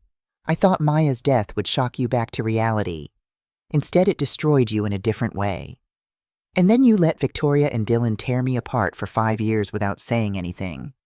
Because I thought you deserved some consequences, some pain, some understanding of what you'd become. Carmen wiped her eyes. But then tonight, watching you serve drinks in that uniform, watching you investigate Maya's death, watching you refuse to give up even when everything was taken from you, I realized I was wrong. About all of it. So you played Maya's voice message. You poisoned Victoria. You tried to finish this. I tried to give you justice. To expose Dylan and Victoria for the manipulators they are. To show you that you weren't the villain in this story. You were the victim. But I was the villain, Mom. That's what you don't understand. Maya's documentation was right. My business practices were fraudulent. I did destroy competitors. I did threaten vendors. I did become someone terrible. I turned to face her fully. And you killing Maya didn't save me from that. It just delayed my reckoning. Until tonight. Until I had to face everything I'd done and everything I'd become. Carmen stared at me. What are you saying? I'm saying you were right the first time. I deserved consequences. I deserved to lose eternal moments. I deserved to face the truth about who I'd become. I pulled out my phone, showed her the recording app. And you deserve consequences too. For killing Maya. For poisoning Victoria. For 20 years of lies. Sophia, you can't. I already have. The FBI has been listening to this entire conversation. They're probably surrounding this parking lot right now. As if on cue, headlights flooded the boat launch. FBI vehicles, Austin PD, and ambulance. Carmen looked at the lights, then back at me. You turned in your own mother. You killed my sister. You poisoned my friend. You let me suffer for 5 years because you thought I deserved it. I opened the car door. Yeah, Mom. I turned you in. Because that's what Maya would have done. She would have chosen justice over loyalty. Truth over family. Maya would have forgiven me. Maybe, but I'm not Maya. I'm the daughter who became a monster trying to succeed. The sister who couldn't save Maya because I was too busy building an empire. The woman who spent 5 years blaming everyone except the person actually responsible. I stepped out of the car. FBI agents were approaching, weapons drawn. And now I'm the daughter who's choosing to do the right thing.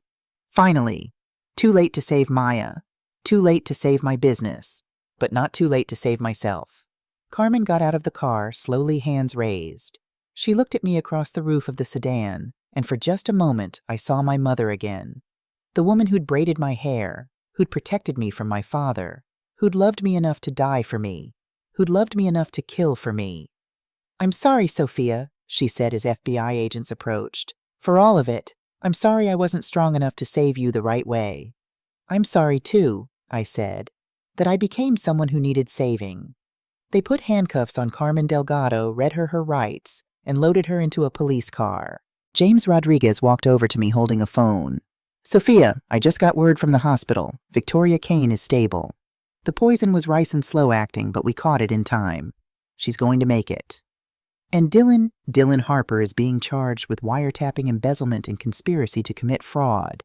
He didn't kill Maya, but he contributed to creating the circumstances that led to her death. He'll do time. What about Victoria?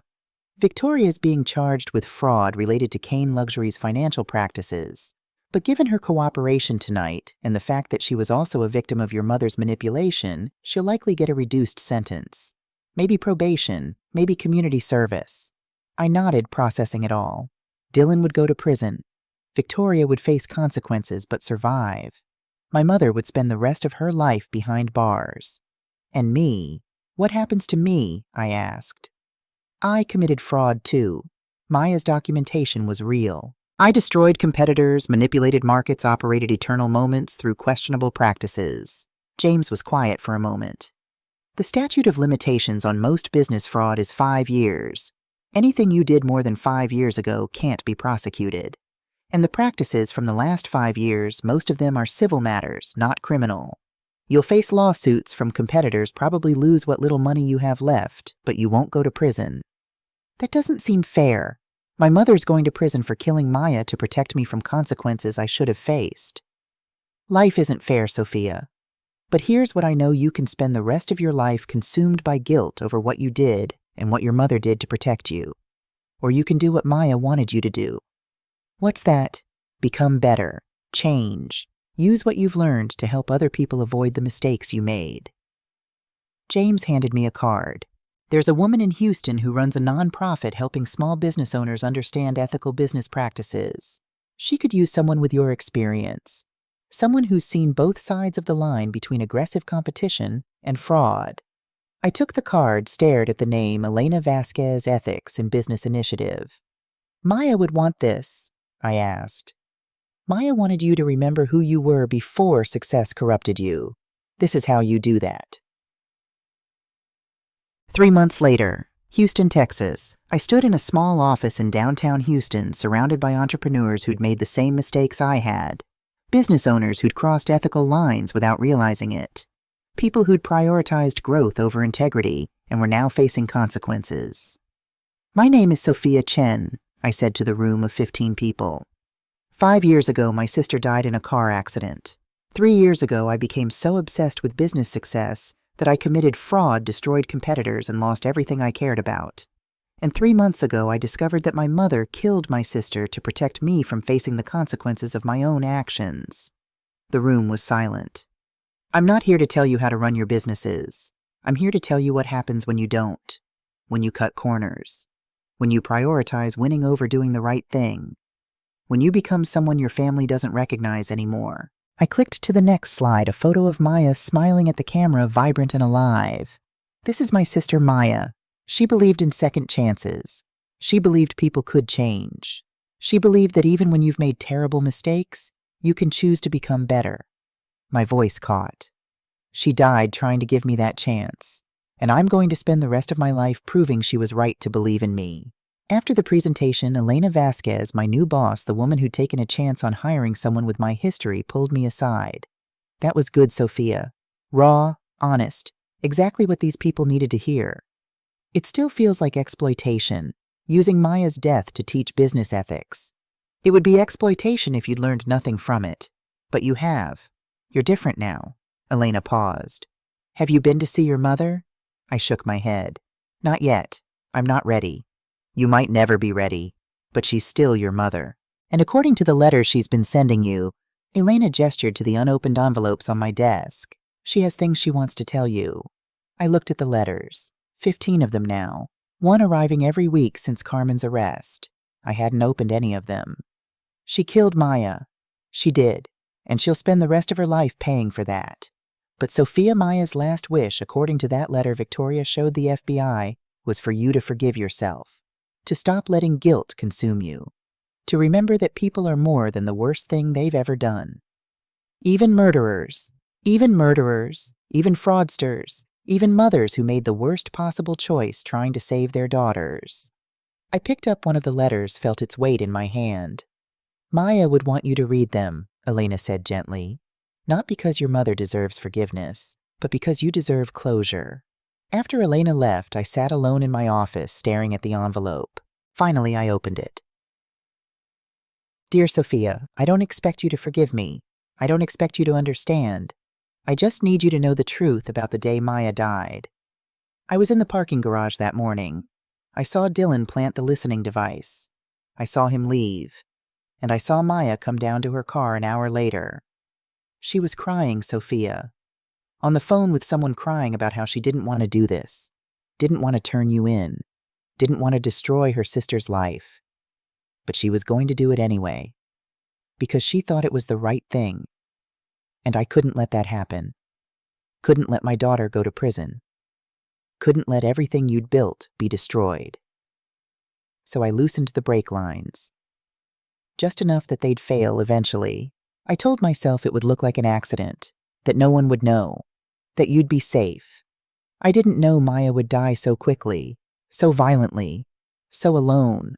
I thought I'd have time to stop her, to talk to her, to convince her that protecting you was more important than abstract justice. But I was wrong. About all of it. Maya died alone because of me. You suffered for 5 years because of me. Victoria and Dylan were able to manipulate you because I'd already broken you with Maya's death. I'm sorry, Sophia. I'm sorry I wasn't strong enough to let you face consequences. I'm sorry I chose protection over truth. I'm sorry I became the monster I'd been trying to save you from. Maya was right about second chances, about people being able to change. I hope you can become the person she believed you could be. I hope you can forgive yourself, even if you never forgive me. Love, Mom. I read the letter 3 times, tears streaming down my face. My mother had been in the parking garage, had seen Maya crying, had known Maya was going to the FBI out of love, not malice. And she'd killed her anyway. Not out of calculated evil, not out of cruelty. Out of the same misguided love that had made her fake her own death 20 years earlier. Out of a mother's desperate destructive need to protect her child from consequences. I folded the letter carefully, placed it back in the envelope. Then I pulled out a piece of paper and started writing my own letter, not to my mother, to Maya. Dear Maya, I finally understand what you were trying to tell me. In your documentation, in your letter to Victoria, in your last phone message. You weren't trying to destroy me. You were trying to save me from myself. I'm sorry I didn't listen. I'm sorry I became someone you were afraid of. I'm sorry I prioritized success over integrity, business over family, winning over being a good person.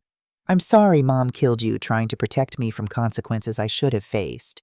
But I'm trying to change now, to become the person you believed I could be, to honor your memory by helping other people avoid the mistakes I made. It's not enough. It'll never be enough. But it's what I can do. I love you. I miss you. I'm sorry. Sophia Ness. I folded the letter, placed it in an envelope, and drove to Maya's grave for the first time in 2 years. The cemetery was quiet in the late afternoon sun. I walked to Maya's headstone, knelt in the grass, and placed the letter on the ground. I know you can't read this, I said out loud, but I needed to write it anyway, needed to say the things I should have said 5 years ago. The wind rustled through the trees. Somewhere nearby, a bird was singing. Victoria's doing better. She finished her sentence 6 months in minimum security, then probation.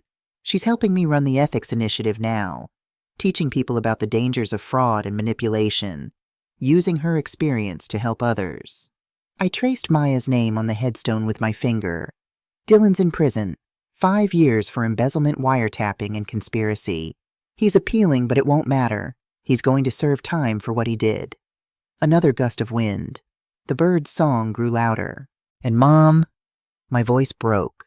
Mom's in prison too. Life sentence for second-degree murder. She confessed to everything. Showed no remorse, said she'd do it again if it meant protecting me. I wiped my eyes. I haven't been to see her yet. I don't know if I ever will. Because part of me understands why she did it. And that terrifies me. That I might have some of that same ruthlessness in me.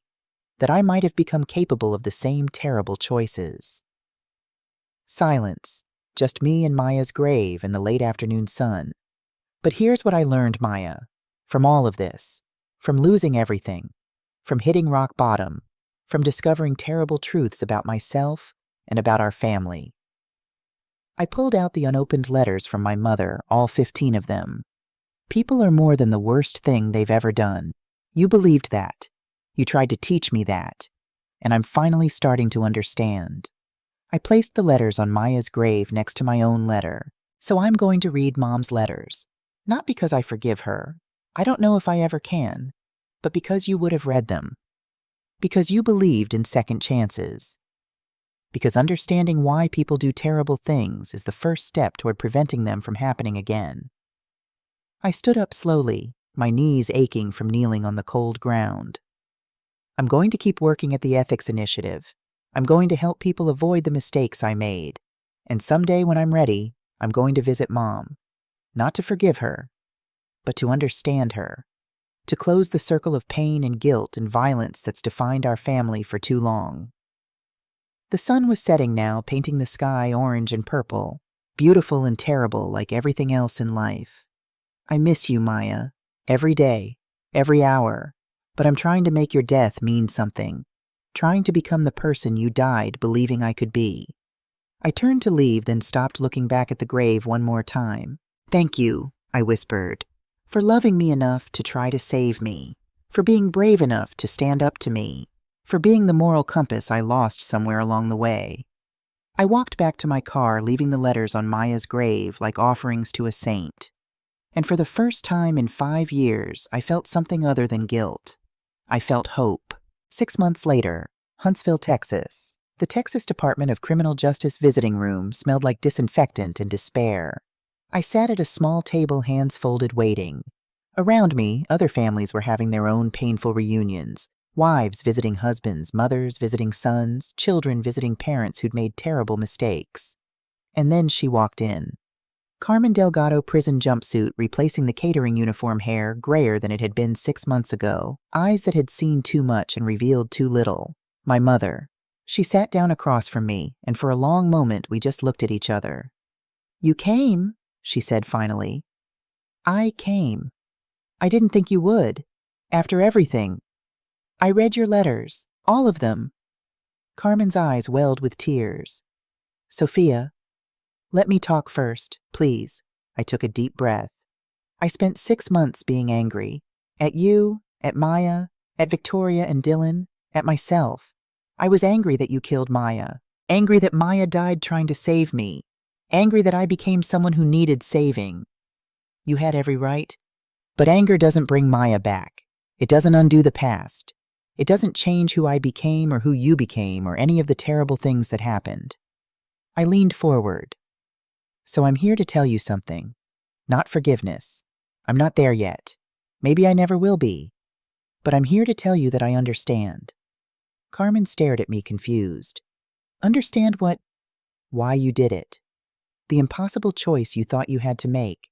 The mother's instinct to protect her child even when that child doesn't deserve protection. Even when protection means doing something unforgivable. I don't deserve your understanding. Maybe not. But Maya deserves for me to try. She believed in understanding people, in seeing the whole person, not just their worst actions, in recognizing that sometimes good people do terrible things out of love.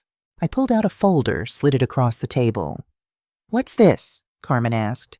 Appeals documents, legal arguments, character references. I paused. I'm not trying to get you out of prison. You committed murder. You deserve to be here. But the Ethics Initiative has a program for incarcerated individuals, teaching business ethics, personal responsibility, restorative justice. And I think you'd be good at it. I think you have something to teach other mothers who might be facing impossible choices. Carmen opened the folder with shaking hands, read through the documents. You want me to teach ethics after what I did.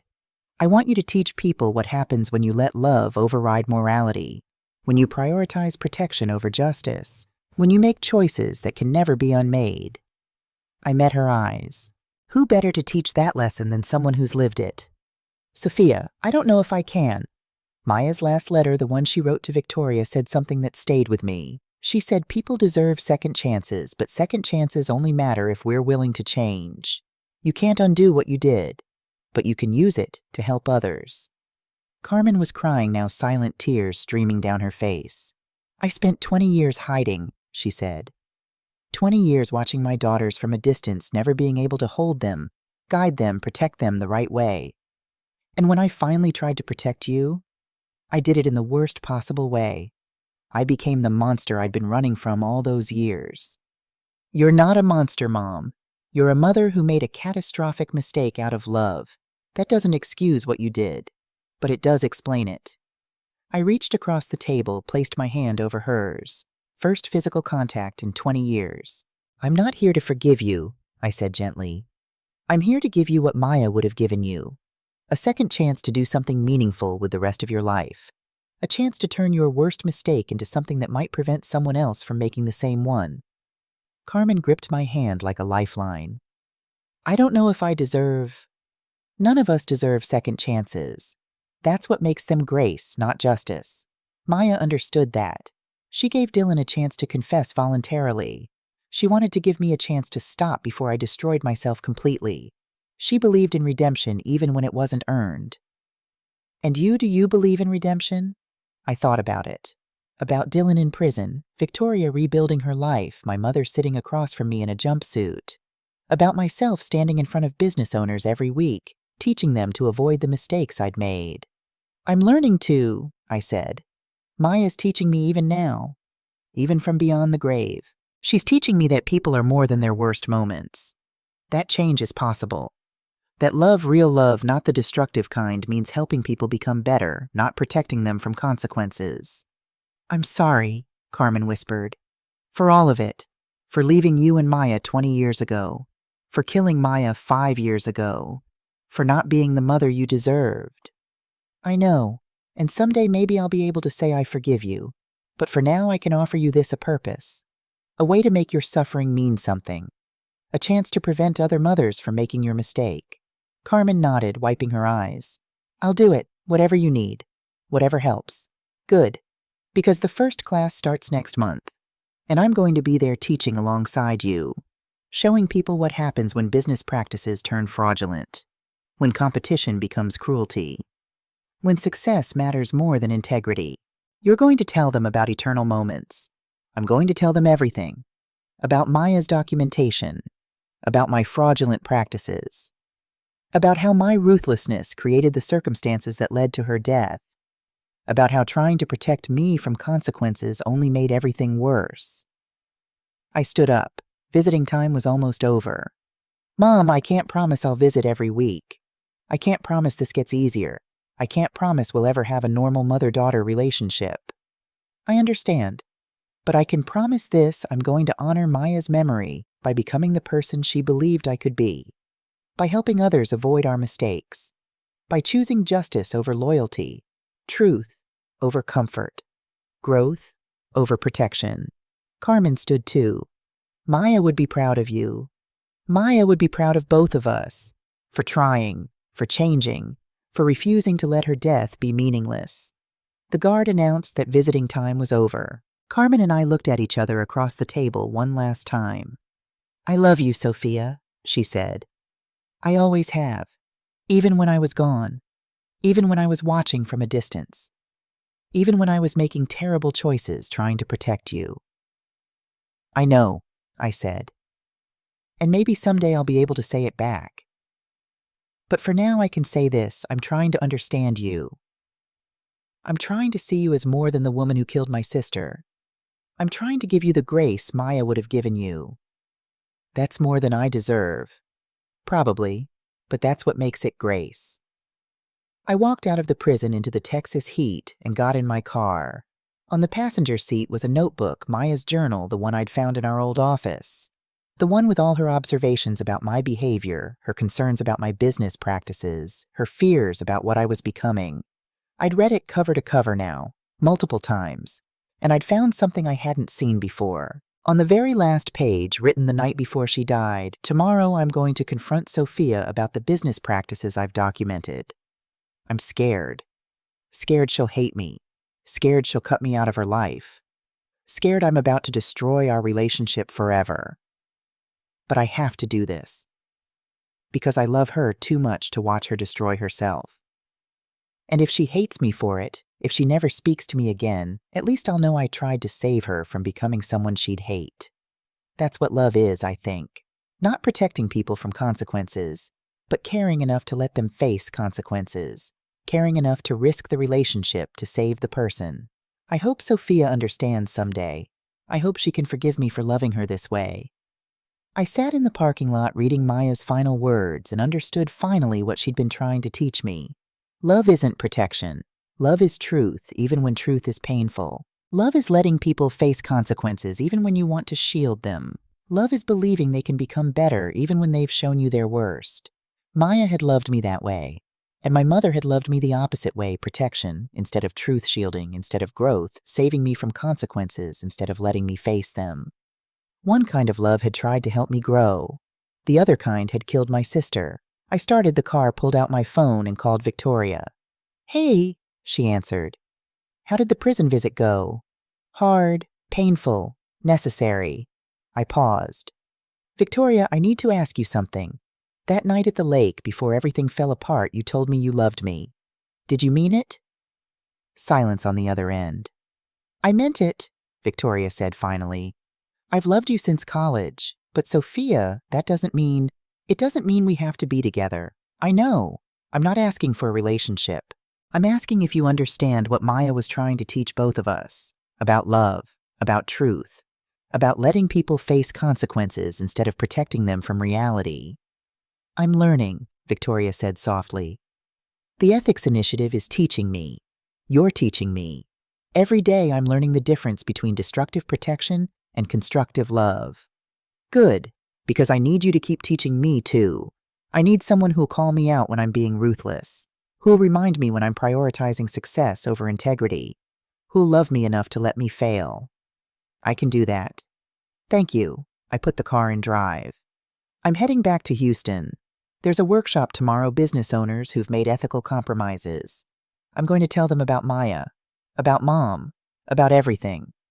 Want me to come with you? I could share my story too. About the fraud, about being manipulated, about learning to rebuild ethically. Yeah, I'd like that. I drove back to Houston with Victoria's voice on the speaker talking about the workshop, about our work at the Ethics Initiative, about how far we'd both come. And for the first time since Maya died, I felt like I was moving forward instead of just surviving. Not healed, not whole, not forgiven, but growing, changing, becoming. The person Maya had died believing I could be. 1 year later, Austin, Texas. I stood at the podium in the Austin Convention Center, the same building where everything had fallen apart at SXSW, where Maya's voice message had played through the speakers, where my mother had poisoned Victoria, and my carefully constructed lies had finally shattered. But today was different. Today, VIP Pavilion C was filled with 200 business owners, ethics students, and former inmates participating in the Ethics Initiative's Restorative Justice Program. And today I wasn't serving champagne. I was delivering the keynote address at the Texas Business Ethics Conference. My name is Sophia Chen, I began. 5 years ago, my sister Maya died in what I believed was a car accident. 3 years ago, I lost everything, my business, my relationship, my reputation, because of fraudulent practices I'd engaged in to achieve success. 2 years ago, I discovered that my mother killed my sister to protect me from facing the consequences of my actions. The room was silent, attentive, waiting. I'm not here to tell you how to avoid my mistakes. I'm here to show you what happens when you don't. When you prioritize winning over integrity. When you become someone your loved ones don't recognize. When protection becomes more destructive than the consequences it's meant to prevent. I clicked to the next slide, a photo of Maya Dillon and me at Eternal Moments' grand opening. Young hopeful, believing we were building something beautiful. This was taken 7 years ago. We were so proud, so ambitious, so certain we were going to change the wedding industry. I paused. What we didn't know was that ambition without ethics is just destruction in disguise. That success without integrity is just a house of cards waiting to collapse. Next slide, the newspaper article about Eternal Moments' bankruptcy. Within 3 years of this photo being taken, I'd committed fraud, destroyed competitor businesses, and created a toxic work environment where my own sister was afraid to confront me about my behavior. And when she finally gathered the courage to hold me accountable, my mother killed her to protect me from consequences. A murmur went through the crowd. I know what you're thinking. I would never go that far. I'm just cutting a few corners, making a few compromises, doing what I have to do to compete. That's what I thought too. Every step down that path seemed justified, necessary, temporary. Just this once. Just until we're more established. Just until the market stabilizes. Next slide, a graph showing the progression of my fraudulent practices over time. But just this once becomes just this month, becomes just standard practice. And before you know it, you're not just bending rules, you're breaking laws. You're not just competing aggressively, you're destroying people's livelihoods. You're not just ambitious, you're dangerous. I clicked to the final slide, Maya's journal entry, the one about love being truth instead of protection. My sister understood something I'm still learning. That real love for ourselves, love for our businesses, love for our families, means facing truth even when it's painful. It means accepting consequences even when we want to avoid them. It means becoming better even when staying the same feels safer. I looked out at the audience, saw business owners shifting uncomfortably, saw ethics students taking notes, saw former inmates nodding in recognition. Maya died trying to teach me that lesson. My mother's in prison because she didn't learn it in time. And I'm standing here today because I'm finally starting to understand the only way to truly protect the people we love is to let them face the consequences of their actions. To help them grow, not shield them. To offer truth, not comfortable lies. Movement at the back of the room caught my eye. Victoria Kane walked in, followed by James Rodriguez, and I blinked, not believing what I was seeing. Dylan Harper. He looked different, thinner, older, wearing a prison-issued outfit that indicated he was here on a supervised release program. Our eyes met across the room. He nodded once. An acknowledgement, an apology, a recognition of everything we'd both lost. I nodded back. I see we have some special guests joining us, I said. People who lived this story with me. People who made their own terrible choices and are now facing their own consequences. Victoria walked to the front, stood beside me at the podium. Victoria Kane, I introduced her. Former owner of Kane Luxury Events, currently serving probation for fraud, and my partner in the ethics initiative. Victoria took the microphone. I spent 5 years believing Sophia killed Maya. I destroyed her business, manipulated her relationship, and convinced myself it was justice. When I discovered the truth that I'd been used, that I'd been wrong, that I'd inflicted years of suffering on an innocent woman, I had a choice. I could make excuses, blame others, minimize my actions, or I could take responsibility and use my experience to help others. She handed the microphone back to me. And Dylan Harper, I continued, is here on a work release program from Huntsville State Prison where he's serving 5 years for embezzlement and conspiracy. Dylan, would you like to say anything? Dylan walked slowly to the front. The room watched him with a mixture of curiosity and judgment. He took the microphone with shaking hands. I don't deserve to be here, he said quietly. I don't deserve Sophia's forgiveness, or Victoria's cooperation, or any of your attention. I betrayed everyone I claimed to love. I planted listening devices, manipulated relationships, and stood by while someone sabotaged Maya's car because I was too cowardly to intervene. His voice broke. But I'm here because Sophia believes in second chances, because she believes people can change, because she believes that acknowledging our worst actions is the first step toward becoming better. He looked at me. And because Maya believed that too, she gave me a chance to confess voluntarily, to make things right before they got worse. And I threw that chance away because I was more interested in protecting myself than in doing the right thing. Dylan handed the microphone back to me, then stood beside Victoria. The three of us, the business partner who'd betrayed me, the competitor who destroyed me and me, the woman who'd committed fraud and lost everything, stood together at the podium. This is what redemption looks like, I said to the audience. Not perfection, not absolution, not pretending the past didn't happen. But people who did terrible things, choosing to face consequences, take responsibility, and use their experiences to help others. I looked at Victoria and Dylan. We can't bring Maya back. We can't undo the fraud, the manipulation, the years of pain. We can't erase the fact that my mother is in prison for murder, or that Maya died trying to save me from myself. But we can do this, Victoria added. We can stand in front of people and say this is what happens when you lose your way. This is the cost of compromising your ethics. This is the destruction that follows when you prioritize success over integrity. And we can offer hope, Dylan said quietly. Not false hope that consequences can be avoided, but real hope that people can change, that mistakes don't have to define us forever, that second chances are possible if we're willing to do the work. The room erupted in applause, not because we deserved it, but because we'd told the truth. After the conference ended, I found James Rodriguez waiting in the lobby. That was good, he said. Powerful. The kind of thing that might actually prevent some future Maya Chen from having to die to save someone she loves. That's the goal. James handed me a folder. I wanted you to have this. The final FBI report on your mother's case. It includes some things we didn't share publicly. Things Carmen wanted you to know but didn't want revealed in open court.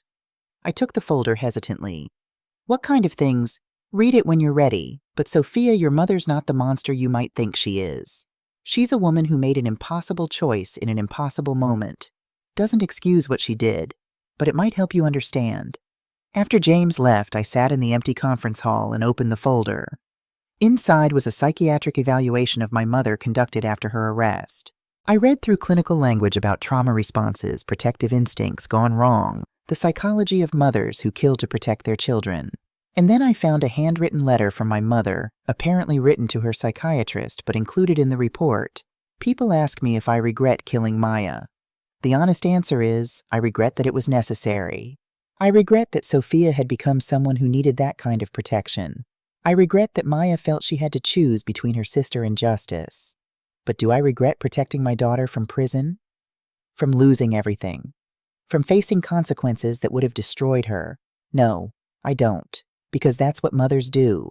We protect, even when protection is wrong, even when our children don't deserve it, even when protecting them destroys us.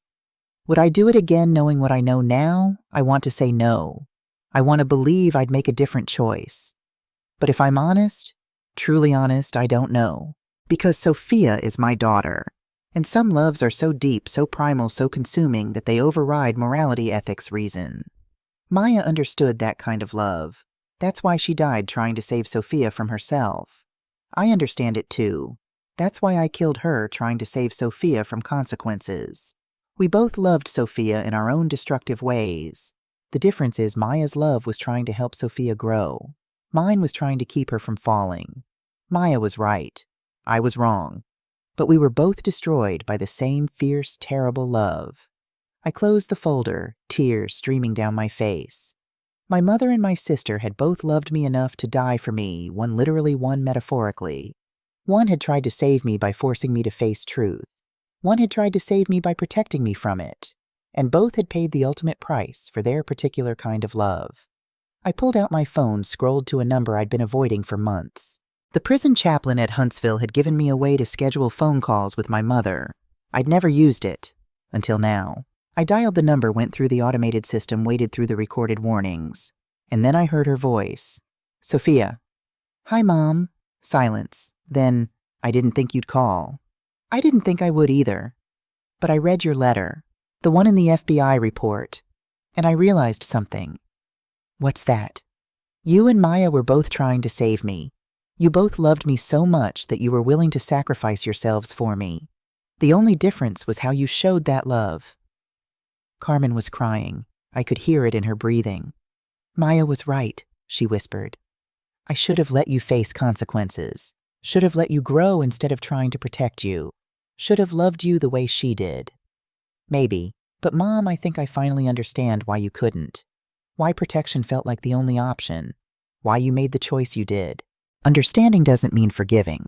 No, but it means I can see you as more than the woman who killed Maya. I can see you as my mother who made a catastrophic mistake out of love, who spent 20 years watching over me from a distance, who killed my sister trying to save me. Sophia, I'm not saying I forgive you. I'm saying I'm trying to understand you, to see the whole person, not just the worst action, to give you what Maya would have given you. I took a deep breath. And I'm saying I love you, Mom, despite everything, despite the pain, despite the loss, despite the 20 years of lies and the murder and the destruction. I love you. And I'm going to keep visiting, keep writing, keep trying to build something from the ruins of what we've lost. Carmen sobbed openly now. I don't deserve, none of us deserve the love we're given. That's what makes it grace. I echoed the words I'd said months ago. Maya taught me that. You taught me that. And now I'm learning to live it. Thank you, Carmen whispered. Thank you for giving me a second chance, for seeing me as more than a murderer, for loving me despite everything. Thank you for loving me enough to make terrible choices, for watching over me for 20 years, for trying to protect me even when protection was the wrong answer. We sat in silence for a moment, mother and daughter connected across miles and mistakes and losses too deep to measure. Mom, I have to go, but I'll call again next week, and I'll visit next month, And we'll figure out how to build something from this, how to turn your mistake into meaning, how to honor Maya by becoming better. I'd like that. I love you. I love you too, Sophia. I always have. I hung up the phone and sat in the empty conference hall, holding my mother's letter, thinking about Maya's journal entry about love being truth instead of protection. And I understood finally, love is messy. Love is complicated. Love is sometimes doing the wrong thing for the right reasons. Love is sometimes doing the right thing even when it destroys you. Love is Maya dying trying to save me from myself. Love is my mother killing Maya trying to save me from consequences. Love is me choosing to see them both as whole people, not just their worst or best moments. Love is forgiveness, even when it's not deserved. Love is understanding, even when understanding is painful. Love is grace freely given, never earned. And love, real love, the kind Maya believed in, is choosing to become better because of the people who loved you, not in spite of what they did. I stood up, walked out of the conference hall, and drove to Maya's grave. It was sunset painting the sky in shades of orange and purple, beautiful and terrible like everything else. I knelt at her headstone, placed a single white rose, Maya's favorite flower, on the grave. I'm learning, Maya, I said out loud. Learning to love the way you did. Learning to see people as whole, complex, capable of both terrible and beautiful things. Learning to choose growth over protection, truth over comfort, grace over judgment. The wind rustled through the trees. Mom's in prison. She'll probably die there, but I'm visiting her, talking to her, trying to build a relationship with the woman who killed you to protect me, because that's what you would have done. You would have seen her as more than a murderer. You would have given her grace. I traced Maya's name on the headstone. Dylan's in prison too, learning, changing, trying to become better. And Victoria's helping me run the ethics initiative. We're using our mistakes to help others. We're turning our worst moments into lessons that might save someone else from making the same choices. The birds started singing again, the same song I'd heard the last time I was here. I'm not healed. I'm not whole. I'm not perfect. But I'm growing, changing, becoming the person you died believing I could be. I stood up, prepared to leave. But then I saw something I hadn't noticed before. At the base of Maya's headstone, someone had left a small envelope. I picked it up, opened it. Inside was a letter written in handwriting I didn't recognize. Dear Sophia, you don't know me, but I was one of the business owners at your ethics conference today. I came because I'm facing the same choice you faced 5 years ago. Cut corners to survive or maintain integrity and possibly fail. I was going to choose survival, was going to falsify financial records, was going to defraud investors, was going to become you. But then I heard your story, heard about Maya, heard about what happens when we prioritize success over ethics. And I chose differently. I'm going to shut down my business, going to face bankruptcy honestly, going to start over the right way. I wanted you to know Maya's death wasn't meaningless. Her sacrifice saved you. And your willingness to share that sacrifice just saved me. Thank you. A stranger who chose integrity because of your sister. I read the letter 3 times, tears streaming down my face. Maya's death had saved me. My story had saved a stranger. And maybe, just maybe, that was enough. Not to erase the pain, not to undo the loss, not to bring Maya back, but enough to give her death meaning, enough to honor her sacrifice, enough to prove that second chances, grace and love, real love, the kind that helps people grow, can transform even the darkest tragedies into something that saves lives. I placed the letter on Maya's grave next to the rose. You were right, Maya, I whispered. About everything. About love. About truth. About second chances. About me. I turned and walked away, leaving my sister's grave as the sun set over Austin. Behind me the bird kept singing. Ahead of me the rest of my life waited. A life dedicated to turning Maya's sacrifice into salvation for others. A life committed to choosing truth over protection, growth over comfort, grace over judgment. A life lived in honor of the sister who loved me enough to die trying to save me. And finally, I was ready to live it. End of part 2. 2 years, 10 conferences, 500 business owners, 100 former inmates, 30 restorative justice workshops. And one question that keeps me up at night: have I done enough to honor Maya's memory? Hit that subscribe button because part 3 is where the past and present collide in ways I never expected. Where a stranger's letter leads to an impossible discovery. Where I learn that some secrets aren't buried with the dead, they're waiting to be found by the living. And where I finally answer the question that's haunted me since the day Maya died. Can love ever truly be enough to save someone from themselves? Or are some people destined to learn the hard way, no matter how many people die trying to teach them? The answer might surprise you. It certainly surprised me. 2 years after Maya's death anniversary, the email arrived on a Tuesday morning buried between spam about extended car warranties and LinkedIn connection requests. Subject line: you need to see this about Maya Chen. No sender name, just a generic Gmail account, truthfinder2027@gmail.com.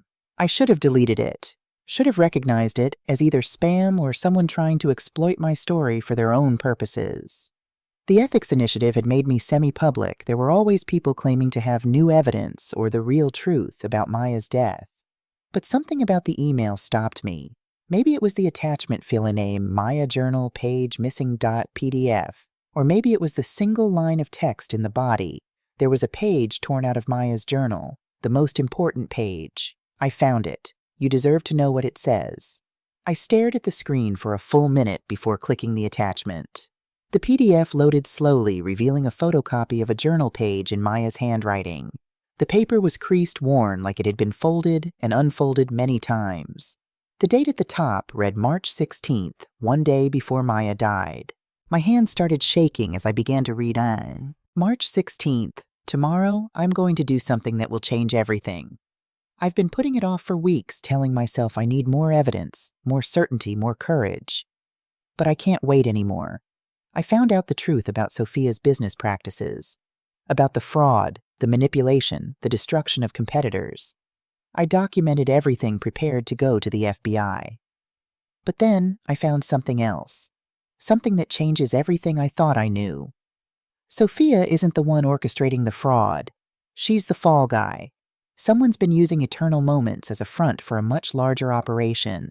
Money laundering, wire fraud, embezzlement on a scale that makes Sophia's corner cutting look like nothing. And they've been setting it up so that when the FBI investigates, all the evidence points to Sophia. I've spent the last 3 days tracing the financial records, following the money through shell companies and offshore accounts. And I finally figured out who's behind it. Mom. Our mother, the one we buried 20 years ago, the one we've been mourning and missing and believing was dead, is alive. And she's been using Sophia's business to launder money for a criminal organization for the past 3 years. I don't know how to process this. Mom's alive. Mom's alive. The woman who we thought died protecting us from Dad is actually alive, and using us, using Sophia specifically as a patsy for criminal enterprise. I confronted her yesterday. Called the number I found in the financial records. Heard her voice, older, harder, but unmistakably Mom's voice, and nearly collapsed. She didn't deny it, didn't apologize. Just said I did what I had to do to survive Maya, and you're going to keep your mouth shut if you know what's good for your sister. But I can't keep my mouth shut, because if I don't expose this, Sophia goes to prison for crimes she didn't commit. Sophia loses everything because Mom decided to use her daughter's business as cover for criminal activity. So tomorrow I'm meeting with Mom. I'm going to record the conversation, get a confession, and take it directly to the FBI. I'm going to save Sophia from prison, even if it means exposing our mother as a criminal. Even if it means losing the chance to have our mother back in our lives. Because that's what love is, right? Protecting people from injustice, even when the perpetrator is someone we love. Even when it destroys any chance of family reunion. I'm scared. Mom sounded dangerous on the phone, desperate, like someone who'd do anything to protect her secrets. But I'm more scared of what happens to Sophia if I don't act. If you're reading this and I'm not here to explain, know this: Sophia is innocent. Mom is guilty, and I died trying to protect my sister from taking the fall for our mother's crimes. Tell Sophia I love her. Tell her she was never the villain she thought she was. Tell her that the ruthlessness she saw in herself was just reflection, Mom's ruthlessness channeled through Sophia's business, making her think she was becoming something terrible when really she was just being used. And tell Mom if she did something to stop me, that I forgive her. Because I understand desperate love. I understand doing terrible things to protect the people you care about. I just wish she'd understood that protecting Sophia meant telling the truth, not burying it deeper. Love, Maya. P.S. The evidence is hidden in the place only Sophia and I know about. The place we used to hide from Dad. She'll know where to look.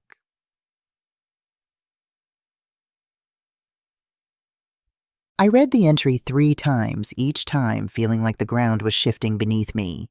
Maya had known. She'd known Mom was alive. She'd known about the money laundering. She'd known I was being set up to take the fall for crimes I didn't commit. And she'd died trying to save me from it. Not from my own crimes, from someone else's. My hands were shaking so badly I could barely hold the phone as I called James Rodriguez. Sophia, what's wrong? I need you to come to my office, now. I found someone sent me. I couldn't get the words out. Maya knew, about Mom, about everything. And there's evidence hidden somewhere. Evidence that proves Mom was using eternal moments for money laundering. Sophia, slow down. The hiding place, James. The place Maya and I used to hide from Dad. I know where it is. Where to? The old house. The one we grew up in before Mom died. The one that's been abandoned for 20 years. The old house. East Austin. The house looked like a corpse. 20 years of abandonment had turned our childhood home into something from a horror movie. Sagging porch, broken windows, weeds growing through the foundation. The neighborhood had been gentrified around it. Sleek condos and artisan coffee shops surrounding this one decrepit monument to our family's dysfunction. James Rodriguez stood beside me along with 2 other FBI agents and a forensic team. Where's the hiding place? James asked. Basement, behind the water heater. Maya and I used to hide there when Dad was drinking. When we heard him shouting at Mom, we'd crawl into that space and wait until it was over. We entered through the back door lock long since broken by squatters or copper thieves. The inside was worse than the outside. Water damage, black mold, the smell of decay and neglect. I led them down to the basement, my heart hammering. The water heater was still there, rusted and dead. Behind it was the small crawl space barely big enough for 2 children to squeeze into. There, I said, pointing. One of the forensic techs crawled into the space with a flashlight. I've got something, he called out. Looks like a waterproof container. He emerged holding a small metal box, the kind you'd use for important documents. James took it carefully, placed it on a makeshift table, and opened it. Inside 3 USB drives, a burner phone, and a letter addressed to me in Maya's handwriting. James handed me the letter. I opened it with trembling hands. Oh, Sophia, if you're writing this, I'm dead. And Mom probably killed me. I'm sorry I didn't tell you sooner. Sorry I let you think you were becoming a monster when really you were being manipulated by one. Sorry I didn't protect you better. The USB drives contain everything. Financial records showing how Mom's been using eternal moments to launder money. Communications between Mom and her associates.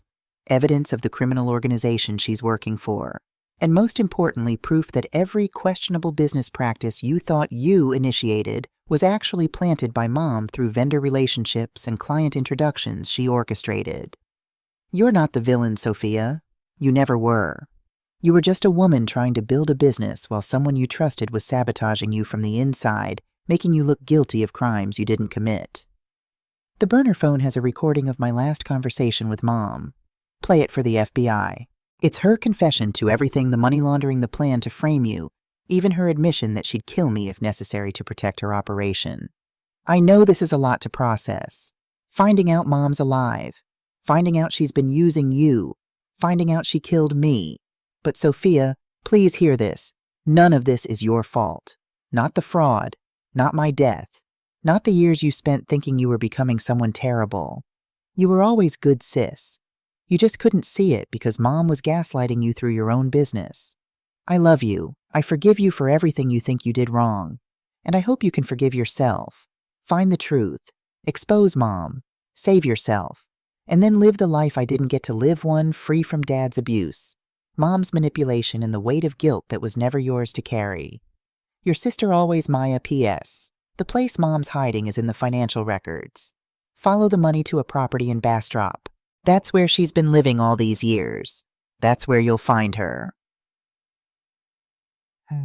I couldn't breathe, couldn't think, couldn't process what I was reading. Everything I'd believed about myself was wrong. The fraud I thought I'd committed Mom had orchestrated it. The ruthless business practices I thought I'd initiated Mom had planted them. The evidence Maya had gathered against me, it was actually evidence against Mom, showing how she'd used my company as a front for criminal enterprise. I wasn't the monster I'd spent 5 years believing I was. I was the victim. James was already on his phone coordinating with the FBI.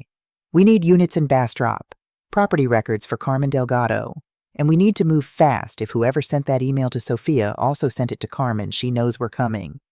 Wait, I sadly said. Who sent me that email? Who found this evidence and decided to share it now 2 years after Maya died? James looked at his phone at the email address I'd forwarded him. We're tracing it now. But Sophia, there's something you should know. That email was sent from inside Huntsville State Prison. The words hit like a physical blow. Dylan, I whispered. Dylan found Maya's evidence. How would Dylan know about the hiding place? Because Maya told him. In her voice message, the one we found deleted from her phone. She said she was going to meet them, plural. Mom and Dylan. She was going to confront both of them with the evidence. You think Dylan was working with your mother? I think Dylan was being blackmailed by my mother. She had evidence of his embezzlement. She threatened to expose him unless he helped her frame me for the larger fraud scheme. And when Maya figured it out when she tried to expose both of them, your mother killed Maya to protect her operation, and Dylan stayed quiet because he was complicit. But now Dylan's in prison. He's already paying for his crimes. And maybe he found his conscience. Maybe he decided to finally do the right thing and reveal what he knew about Maya's evidence.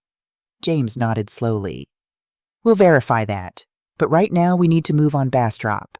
Your mother's been free for 2 years while serving a life sentence for murder. That means the woman in prison isn't my mother. The realization hit both of us simultaneously. The woman who confessed to killing Maya, the woman who's been serving time in Huntsville, the woman I've been visiting and writing to. I couldn't finish the sentence. Isn't Carmen Delgado, James finished. It's someone else. Someone your mother convinced or coerced into taking the fall for murder while she disappeared with the money she'd been laundering. Oh my God. I've been visiting the wrong person for 2 years. I've been trying to build a relationship with someone who isn't even my mother. Who is she then? I thought back to all the visits, all the conversations, all the letters. Something the woman in prison had said during our first visit. I spent 20 years watching my daughters from a distance. At the time, I'd thought she was talking about faking her death. But what if she was talking about something else? What if she was someone who'd actually been watching me and Maya? Someone who knew intimate details about our lives because she'd been observing us. A plant, I said slowly. Mom found someone, maybe a terminally ill woman, maybe someone desperate for money to leave to family, and convinced her to confess to Maya's murder. Someone who looked enough like Mom that I'd believe it was her after 20 years. Someone who knew enough details about our childhood to be convincing. And while this woman sat in prison, your real mother disappeared with millions in laundered money. We have to get to Bastrop before she runs again. Bastrop, Texas, 45 minutes later. The property was a small ranch house on 20 acres, isolated and unremarkable. The kind of place you'd drive past without a second glance. FBI vehicles surrounded it. SWAT team in position. Helicopter overhead. And inside, according to thermal imaging, one person sitting still in what appeared to be the living room. Waiting. Sophia, you need to stay in the vehicle, James said. This is an active operation. That's my mother in there. The woman who killed my sister. The woman who's been manipulating me for years. I need to see her. I need to hear her explain. And if she's armed, if she decides to go out fighting, then you'll protect me. But James, I've spent 2 years building a relationship with someone who isn't my mother. I've been pouring my heart out to an imposter. I've been trying to forgive someone who didn't even commit the crime. I deserve to face the real killer. James studied my face, then made a decision. You wear a vest. You stay behind me. And if anything goes wrong, you run. Deal. Deal. They fitted me with a bulletproof vest, gave me final instructions, and then we approached the house. The door was unlocked. We entered to find a woman sitting in a recliner facing the door like she'd been expecting us. She was older than I remembered, gray hairlines etched deep in her face, hands gnarled with arthritis. But the eyes were the same, sharp, calculating, absolutely in control. "Hello, Sophia," my mother said. "I was wondering when you'd figure it out." I stared at her, this ghost from my childhood, this woman who'd shaped my entire life through absence and manipulation. "Mom." "Carmen," she corrected. "I stopped being your mother the day I realized my daughters were more useful to me as assets than as family." The casual cruelty of it, the way she dismissed 28 years of motherhood with a single sentence, took my breath away. "You killed Maya." "I stopped Maya from destroying a very lucrative operation. There's a difference. You framed me for crimes I didn't commit. I created opportunities for you to succeed while building a safety net for myself. You should be thanking me. Eternal Moments would never have grown so quickly without the capital I funneled through it." "Laundered money," James interjected. "From drug trafficking, human smuggling, and arms dealing. You weren't helping your daughter. You were using her." Carmen shrugged. "Semantics. The point is, Sophia benefited from my arrangement until Maya became a problem." "So you killed her," I said, my voice breaking. "You sabotaged her brakes and watched her die because she was going to expose your operation." "I gave Maya multiple chances to walk away, to mind her own business, to understand that family loyalty meant keeping your mouth shut." Carmen's expression hardened. "But she chose you over me, chose to destroy her own mother to save her sister from consequences that would have taught you a valuable lesson about survival." "What lesson? That murder is acceptable if it protects your criminal enterprise. That in this world you do what you have to do to survive. That love is a weakness that gets exploited. That the only person you can trust is yourself." Carmen leaned forward. "I tried to teach you that, Sophia. Tried to show you through your business that ruthlessness is necessary, that compassion is liability, that to succeed you have to be willing to destroy anyone who threatens you. You tried to turn me into you. I tried to prepare you for reality. Instead, you went soft, started this ridiculous ethics initiative teaching people to be victims of their own morality. You're wasting the lessons I spent years trying to teach you." I looked at this woman biologically, my mother but morally a stranger, and felt something shift inside me. "You're right about one thing," I said quietly. "You did teach me valuable lessons, just not the ones you intended." "What do you mean?" "You taught me that some people are incapable of love, that some parents will destroy their children to serve their own needs, that evil doesn't always look like dad's fists. Sometimes it looks like a mother who manipulates and murders and feels nothing." Carmen's expression didn't change. "If that's what you learned, then you learned correctly. Love is a fairy tale. Survival is reality." "No, here's what I actually learned. Maya loved me enough to die exposing your crimes. Dylan loved me enough, finally too late, but genuinely to risk his own safety to send me evidence from prison. Victoria loved me enough to spend 5 years investigating Maya's death, even though she thought I was the killer. And even the woman in Huntsville, whoever she is, cared enough about something to confess to murder she didn't commit." I stepped closer to Carmen, no longer afraid. "Love is real, Mom.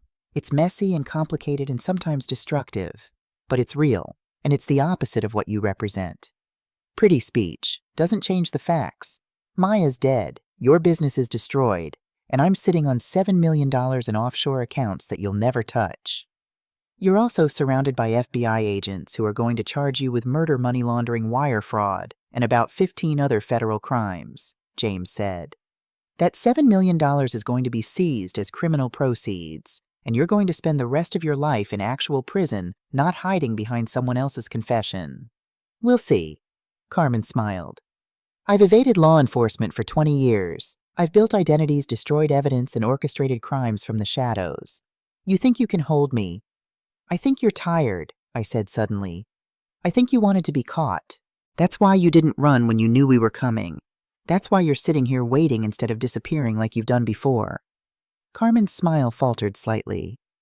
"You wanted someone to know how clever you've been, how you fooled everyone, how you orchestrated this elaborate scheme and got away with it for years. You wanted recognition for your intelligence, even if it meant prison. Armchair psychology, Sophia. You don't know anything about what I want." "Don't I?" "Because I know what Maya wanted. She wanted to save me from you. She wanted to protect me from taking the fall for your crimes. She wanted me to know that I wasn't the monster I thought I was, that the monster was you using me as a puppet. I pulled out my phone, played the recording from Maya's burner phone. Her voice filled the room. "Mom, please. Sophia doesn't deserve this. She's your daughter. She loves you. She's been mourning you for 20 years. How can you use her like this?" Carmen's voice responded, "Because she's useful, Maya. And in this world, useful is more valuable than loved. I taught you both to be useful. Sophia learned the lesson. You rejected it. That's why she'll survive, and you won't. If you hurt Sophia, if you let her go to prison for your crimes, I'll expose everything. Every transaction, every contact, every account. The FBI will have everything they need to dismantle your entire operation. Then I'll make sure you can't do that. I'll make sure you're not around to expose anything. You'd kill your own daughter. I've already killed my own daughter. 20 years ago when I faked my death. The woman you remember as Mom died that day. I'm something else now. Something that does what needs to be done." The recording ended. Carmen sat in her chair, expression unreadable. "That's premeditation," James said. "Clear intent to commit murder. Combined with the physical evidence from Maya's car, the financial records, and the witness testimony we're about to get from Dylan Harper, you're looking at multiple life sentences." "Worth it," Carmen said simply. $7 million in offshore accounts. My associates will move the money before you can seize it. And I'll die knowing I beat the system for 20 years, used my own daughters as pawns, and almost got away with it completely. "Except you didn't beat anything," I said. "Maya exposed you. Dylan confessed. And I'm going to spend the rest of my life using your story, the story of a mother who murdered her own daughter, as a warning to other people who think love is weakness and survival justifies any action." "You'll make me famous," Carmen said. "Exactly what I wanted." "No, I'll make you an example, a cautionary tale, a demonstration of how evil can wear a mother's face and speak in a mother's voice and still be nothing but corruption and death." Carmen studied me for a long moment. "You know what, Sophia, I am proud of you. Not because you've become good, but because you finally learned to weaponize your pain, to use your suffering as a tool. That's what I always wanted to teach you. You're wrong. I'm not weaponizing my pain. I'm transforming it. There's a difference. We'll see which one of us history remembers as right." FBI agents moved in then, placing Carmen in handcuffs, reading her rights, escorting her toward the door. As they led her past me, she stopped and looked directly into my eyes. "Maya died for nothing," she said quietly. "Your business still failed. Dylan still betrayed you. Victoria still destroyed you. I still win even from prison because everything you loved turned to ashes anyway." "You're wrong," I said. "Maya died for everything. She died proving that love, real love, sacrificial love, love that chooses truth over comfort, is stronger than your survival at any cost philosophy. She died showing me that I was never the villain I feared I'd become. She died giving me evidence that set me free." "Free?" Carmen laughed. "You're not free. You're chained to her memory, to guilt, to the need to make her sacrifice mean something. That's not freedom. That's another kind of prison. Maybe, but it's a prison I choose, and that makes all the difference." They took Carmen away. I stood in the empty house, my mother's hideout for 2 years, the place where she'd lived comfortably while I'd suffered and felt the weight of 5 years of false guilt finally lifting. I wasn't the fraud I'd thought I was. I wasn't the ruthless businesswoman who'd destroyed competitors. I wasn't the sister who'd driven Maya to her death through my own corruption. I was a woman who'd been used, manipulated, set up to fail. But I was also a woman who'd survived, who'd transformed suffering into purpose, who'd turned pain into teaching opportunities for others, and that was something Carmen could never take away from me. 3 days later, Huntsville State Prison. I sat across from Dylan Harper in the prison visiting room. He looked different from when I'd seen him at the ethics conference. Lighter somehow, unburdened. "Thank you," I said simply, "for sending Maya's evidence, for finally doing the right thing. I should have done it years ago, should have told the truth the day Maya died, should have stopped your mother before—" He stopped. "I'm sorry, Sophia, for all of it. Maya's evidence showed that you were being blackmailed, that Mom threatened to expose your embezzlement if you didn't help her frame me for the larger fraud. That's not the same as being complicit by choice. Isn't it I still chose to protect myself instead of protecting you? Still chose to stay silent while you suffered. Still chose to help Victoria destroy your business because it was easier than facing consequences. But in the end, you chose differently. You risked your safety in here. I know sharing that evidence with me put a target on your back from Mom's associates because it was the right thing to do. Dylan was quiet for a moment. I found the evidence 6 months ago, hidden in old email archives I'd forgotten about. Maya had sent me copies as backup just in case something happened to her primary hiding spot, and I sat on it for 6 months debating whether to send it to you. Why did you finally decide to? Because I had a visitor, the woman who's been pretending to be your mother in Huntsville. She was being transferred to medical for cancer treatment, and somehow she got a message to me. Said, "Tell Sophia the truth. She deserves to know her sister died for her innocence, not her guilt. Let Maya save her one more time. The imposter convinced you to reveal the truth. The imposter, her real name is Margaret Santos. By the way, terminal pancreatic cancer took your mother's confession in exchange for money to leave to her grandchildren. Convinced me that I could still make one good choice. One choice that honored Maya's sacrifice instead of perpetuating the lie." I absorbed this. So Margaret Santos has been posing as my mother for 2 years, taking visits from me, receiving my letters, listening to me work through my guilt and grief. And apparently she actually cared, actually wanted you to know the truth before she died. Where is she now? Hospice unit in the prison hospital. She has maybe a month left. I stood up. I need to see her. Sophia, she's not your mother.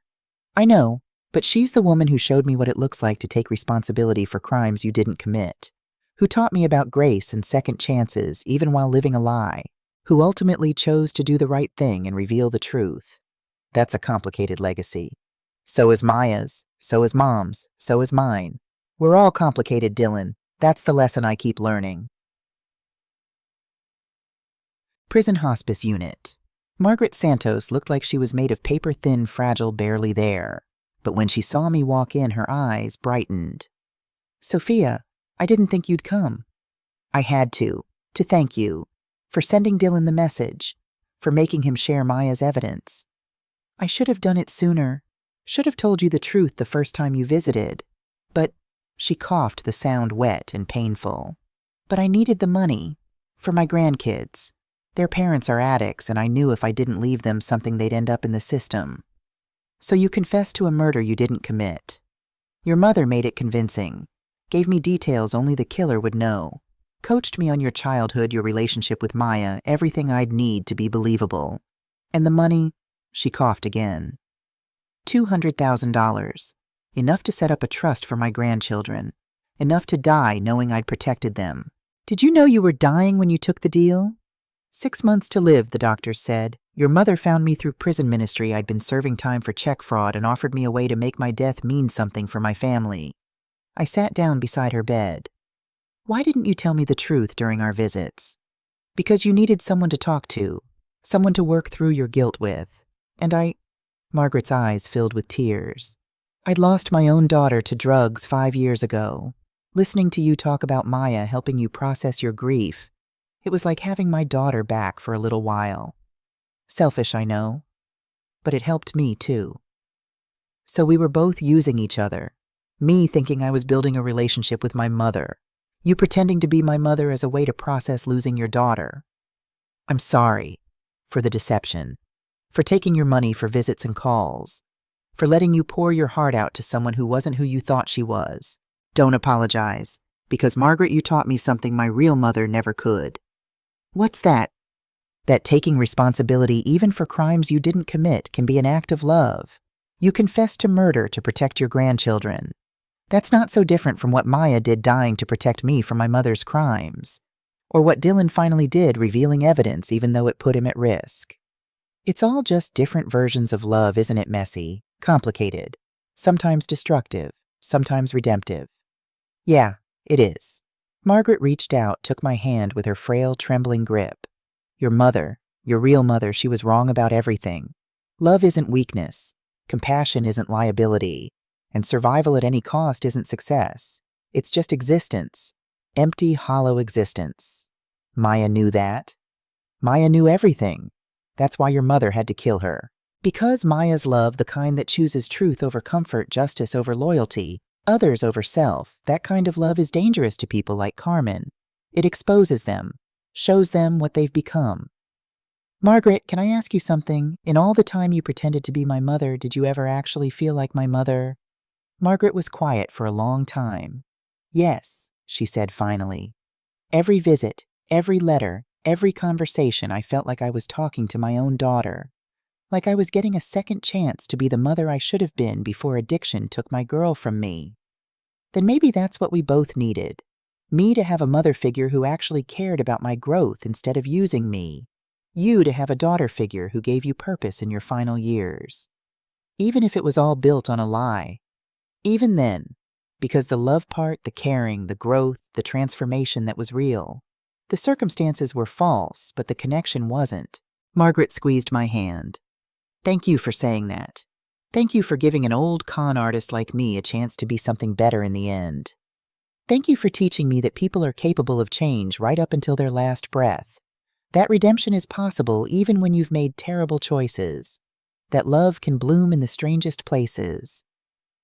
We sat in silence for a while, this dying stranger and me, holding hands like mother and daughter. Sophia, Margaret said softly, your real mother is going to tell people that she won.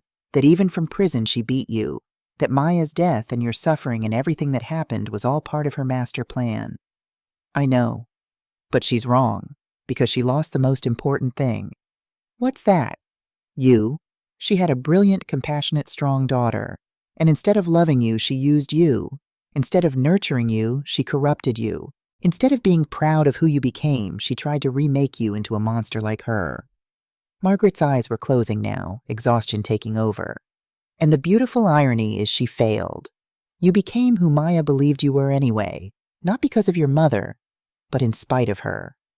Rest now, I said gently. You've earned it. Will you come back before the end? I'll come back. I'll be here. Thank you, daughter. The word daughter shouldn't have meant anything coming from a stranger, a con artist, a woman pretending to be someone she wasn't. But it did. Because in the end, family isn't just biology.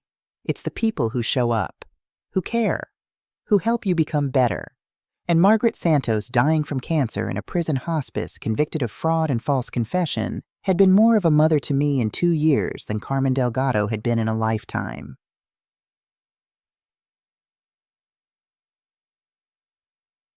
Six months later, Maya's grave. The headstone had a new addition, a plaque placed below Maya's name. Maya Chen, 1997-2025. She died protecting the innocent. She lived believing in second chances. She taught us that love chooses truth over comfort, justice over loyalty, and growth over protection. Her sacrifice saved more than one life. Her legacy transforms more than one story. Her love endures beyond death. I stood at the grave with a crowd of 50 people, business owners from the Ethics Initiative, former inmates from the Restorative Justice Program, Victoria Kane, James Rodriguez, and even Dylan Harper, released early for his cooperation in bringing down Carmen's criminal organization. We were here to dedicate the Maya Chen Memorial Garden, a space at the cemetery where families of murder victims could gather, heal, and remember. Maya believed that people were more than their worst moments, I said to the assembled crowd. She believed that understanding why people do terrible things was the first step to preventing them from happening again. She believed in redemption, grace, and the transformative power of love. I looked around at the faces, people whose lives had been changed by Maya's story, by the Ethics Initiative, by the decision to turn tragedy into teaching. My mother killed Maya to protect a criminal enterprise. She framed me for crimes I didn't commit. She manipulated everyone who loved me into destroying me. And she did it all while claiming to love me, to protect me, to want what was best for me. Dylan shifted uncomfortably. Victoria wiped her eyes. But here's what my mother didn't understand. Love isn't control. Protection isn't manipulation. And sacrifice isn't using someone as a pawn in your schemes. I knelt down, placed a white rose on Maya's grave, the same ritual I'd performed every week for the past year. Real love, the kind Maya showed me, is hard. It demands truth even when lies are easier. It requires letting people face consequences even when you want to shield them. It means dying to protect someone's innocence rather than living to protect their comfort. I stood up, facing the crowd again. Carmen Delgado is serving multiple life sentences in federal prison. She'll never see freedom again. She'll never access the $7 million she stole. She'll never manipulate another daughter or destroy another family. A murmur of satisfaction rippled through the crowd. But more importantly, she failed. She tried to turn me into her. Tried to make me believe that ruthlessness was necessary, that compassion was weakness, that survival justified any action. And for a while I believed her. I thought I'd become a monster. I thought Maya died because of who I'd become. Victoria stepped forward, stood beside me, then Dylan, then James. Then, one by one, the others, business owners I'd taught, former inmates I'd mentored, people whose lives had been touched by Maya's story. But Maya's evidence proved otherwise. Maya's sacrifice revealed the truth. Maya's love, even from beyond the grave, saved me from the lie my mother tried to make me believe. I pulled out a piece of paper, the last page of Maya's journal, the one that had been torn out and sent to me anonymously. This is what Maya died protecting. Not just evidence of our mother's crimes, but proof that love, real love, sacrificial love, love that chooses others over self, is more powerful than any amount of manipulation, violence, or control. I began to read the final paragraph, the one I'd memorized but needed to share with everyone.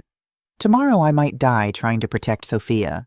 But if I do, I want her to know she was always good, always worthy, always loved. The monster she fears becoming was never her. It was always our mother's reflection in the mirror of her business. And once that mirror shatters, once the truth comes out, Sophia will see herself clearly again. Will see the woman I always knew she was. Compassionate, strong, capable of extraordinary love. My sister, my hero.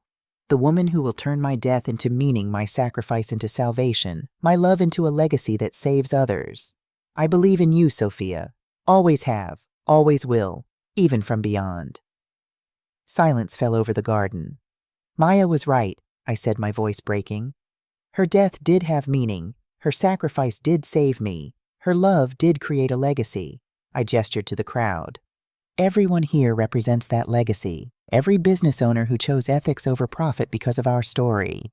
Every former inmate who chose redemption over recidivism because we believed in them. Every family member of a murder victim who found healing in this garden because Maya showed us how to transform tragedy into hope. Victoria stepped forward. Sophia and I are announcing today the expansion of the Maya Chen Foundation. We've secured funding, ironically, from the seizure of Carmen Delgado's assets to create ethics education programs in 10 states, to establish restorative justice initiatives in 20 prisons, to build memorial gardens like this one in 30 cities. Dylan added quietly, and I've donated all my photography equipment and residual rights to the foundation. Everything I built on lies and manipulation, it's being transformed into something that honors truth and redemption. James Rodriguez spoke next. The FBI is partnering with the Maya Chen Foundation to create training programs for agents investigating white-collar crime, teaching them to look beyond the obvious suspect, to question narratives that seem too neat to protect innocent people who might be used as pawns by sophisticated criminals. Maya's case will literally save people from being framed for crimes they didn't commit. I looked at all of them, this unlikely family built from tragedy, betrayal, and eventual redemption. My mother wanted to win, I said. Wanted to beat the system, use her daughters, and die knowing she'd gotten away with it. But she lost everything that actually matters. She lost her daughters, one she killed, one she destroyed. She lost her freedom. She lost her money. And most importantly, she lost the narrative. I held up my phone, showing the screen to the crowd. This is the documentary that premieres next week. The Maya Chen story, how one woman's sacrifice exposed a criminal empire and transformed how we think about business ethics. It's been accepted to film festivals worldwide. It's being used in business schools and law enforcement training. It's reaching millions of people. And in that documentary, Victoria added, Carmen Delgado isn't portrayed as a criminal mastermind. She's portrayed as a cautionary tale, a warning about what happens when survival becomes your only value, when love becomes just another tool for manipulation, when you destroy everything good, trying to protect something rotten. Maya wins, I said simply, not because she lived, but because her death meant something, because her sacrifice transformed me, saved me, and created ripples that are still spreading outward, touching lives, changing perspectives, preventing other tragedies. I turned back to Maya's grave, placed my hand on the headstone. Thank you, sis, for loving me enough to die for my innocence, for believing in me even when I didn't believe in myself, for teaching me that love, real love, is the most powerful force in the universe, more powerful than manipulation, more powerful than violence, more powerful than death itself. The crowd was silent, many wiping tears. And I promise I'll spend the rest of my life proving you right, proving that I'm the woman you believed I was, proving that your death wasn't in vain, proving that love wins messy, complicated, sacrificial love, even when evil seems to have the upper hand. I stepped back from the grave and the crowd began to disperse slowly, each person placing a white rose on Maya's headstone as they passed. Victoria stayed beside me. You know she'd be proud of you, right, Maya? She'd be so incredibly proud. I hope so. God, I hope so. Sophia, I need to tell you something. Something I should have said 2 years ago. I turned to face her. What, Maya? I love you. Not as a friend, not as a business partner, not as someone connected by tragedy. I'm in love with you. I have been since college. And I know the timing is terrible. And I know we've been through hell together. And I know you might not feel the same way, but I need you to know my love for you is the one pure thing that survived all the lies and manipulation, the one thing Carmen couldn't corrupt. I stared at Victoria, processing her words. How long have you known? That I love you since sophomore year, that I needed to tell you since the day Margaret Santos died, and I realized life's too short to keep important truths hidden. Victoria, you don't have to say anything. You don't have to feel the same way. I just needed you to know that whatever happens, whatever we become to each other, my love for you is real. It's not manipulation. It's not agenda. It's just love. I thought about everything we'd been through, the years of being enemies, the months of being allies, the slow rebuilding of trust, the shared mission to honor Maya's memory. I don't know if I can love you romantically, I said honestly. I don't know if I can love anyone that way after everything that's happened. But I can tell you this, you're the most important person in my life right now. The person I trust most. The person I want beside me as we build this legacy for Maya. That's enough, Victoria said softly. That's more than enough. Is it? It's a foundation, and foundations are what we build on. So we'll build, slowly, carefully, with truth instead of lies, with patience instead of manipulation, with love, whatever form that takes, as our guide. I took her hand, held it between both of mine. Maya would approve of this, I think, of us finding something good in all the wreckage, of love growing in unexpected places. She believed in second chances, in redemption, in the possibility of transformation. Then let's honor that belief. Let's see what we can build together, not despite the tragedy, but because of it. Not running from the past, but transforming it into something that helps others. Victoria smiled, the first genuine, unguarded smile I'd seen from her in years. Deal. 1 year later, Austin Convention Center, Sexa W. I stood backstage at VIP Pavilion C, the same space where everything had fallen apart 3 years ago, where Maya's voice had played through speakers, where my carefully constructed lies had shattered. But today was different. Today I was the keynote speaker at SXSW's Business Ethics Summit. Today Victoria was beside me as my partner in business in the foundation, and yes, slowly, carefully in life. Today Dylan was in the audience working as a photographer for the foundation, documenting stories of redemption for our growing archive. You ready for this? Victoria asked. To speak to 5,000 people about my mother murdering my sister and framing me for fraud. To share the most painful story of my life with strangers, to relive trauma for the sake of education. Yeah, that. I'm terrified, but I'm ready. The stage manager gave me the signal. I walked onto the stage to thunderous applause. The screen behind me lit up with a photo of Maya, not the one from her funeral, but one from better times. Maya laughing alive, full of hope and possibility. My name is Sophia Chen, I began. 3 years ago, I was serving champagne in this very room while my ex-fiancé and former best friend celebrated stealing my business. 2 years ago, I discovered my mother, who I'd believed was dead for 20 years, had actually murdered my sister and framed me for crimes I didn't commit. 1 year ago, I stood at my sister's grave and promised to turn her sacrifice into salvation for others. The audience was completely silent. Today, I'm here to tell you that we kept that promise. The Maya Chen Foundation has reached over 1 million people through ethics education. We've prevented an estimated 300 cases of fraud by teaching business owners to recognize when they're being used as pawns. We've facilitated redemption for over 500 former inmates through restorative justice programs. And we've built memorial gardens in 30 cities where families of murder victims can heal together. The screen changed to show statistics testimonials, photos of lives transformed. But more than numbers, more than programs, more than any quantifiable impact, Maya's story has changed how we think about love, sacrifice, and redemption. I paused, gathering my thoughts. My mother believed that love was weakness, that survival justified any action, that using people, even your own children, was acceptable if it served your interests. She tried to teach me that ruthlessness was necessary, that compassion was liability, that to succeed meant becoming a monster. She was wrong about everything. The conviction in my voice surprised even me.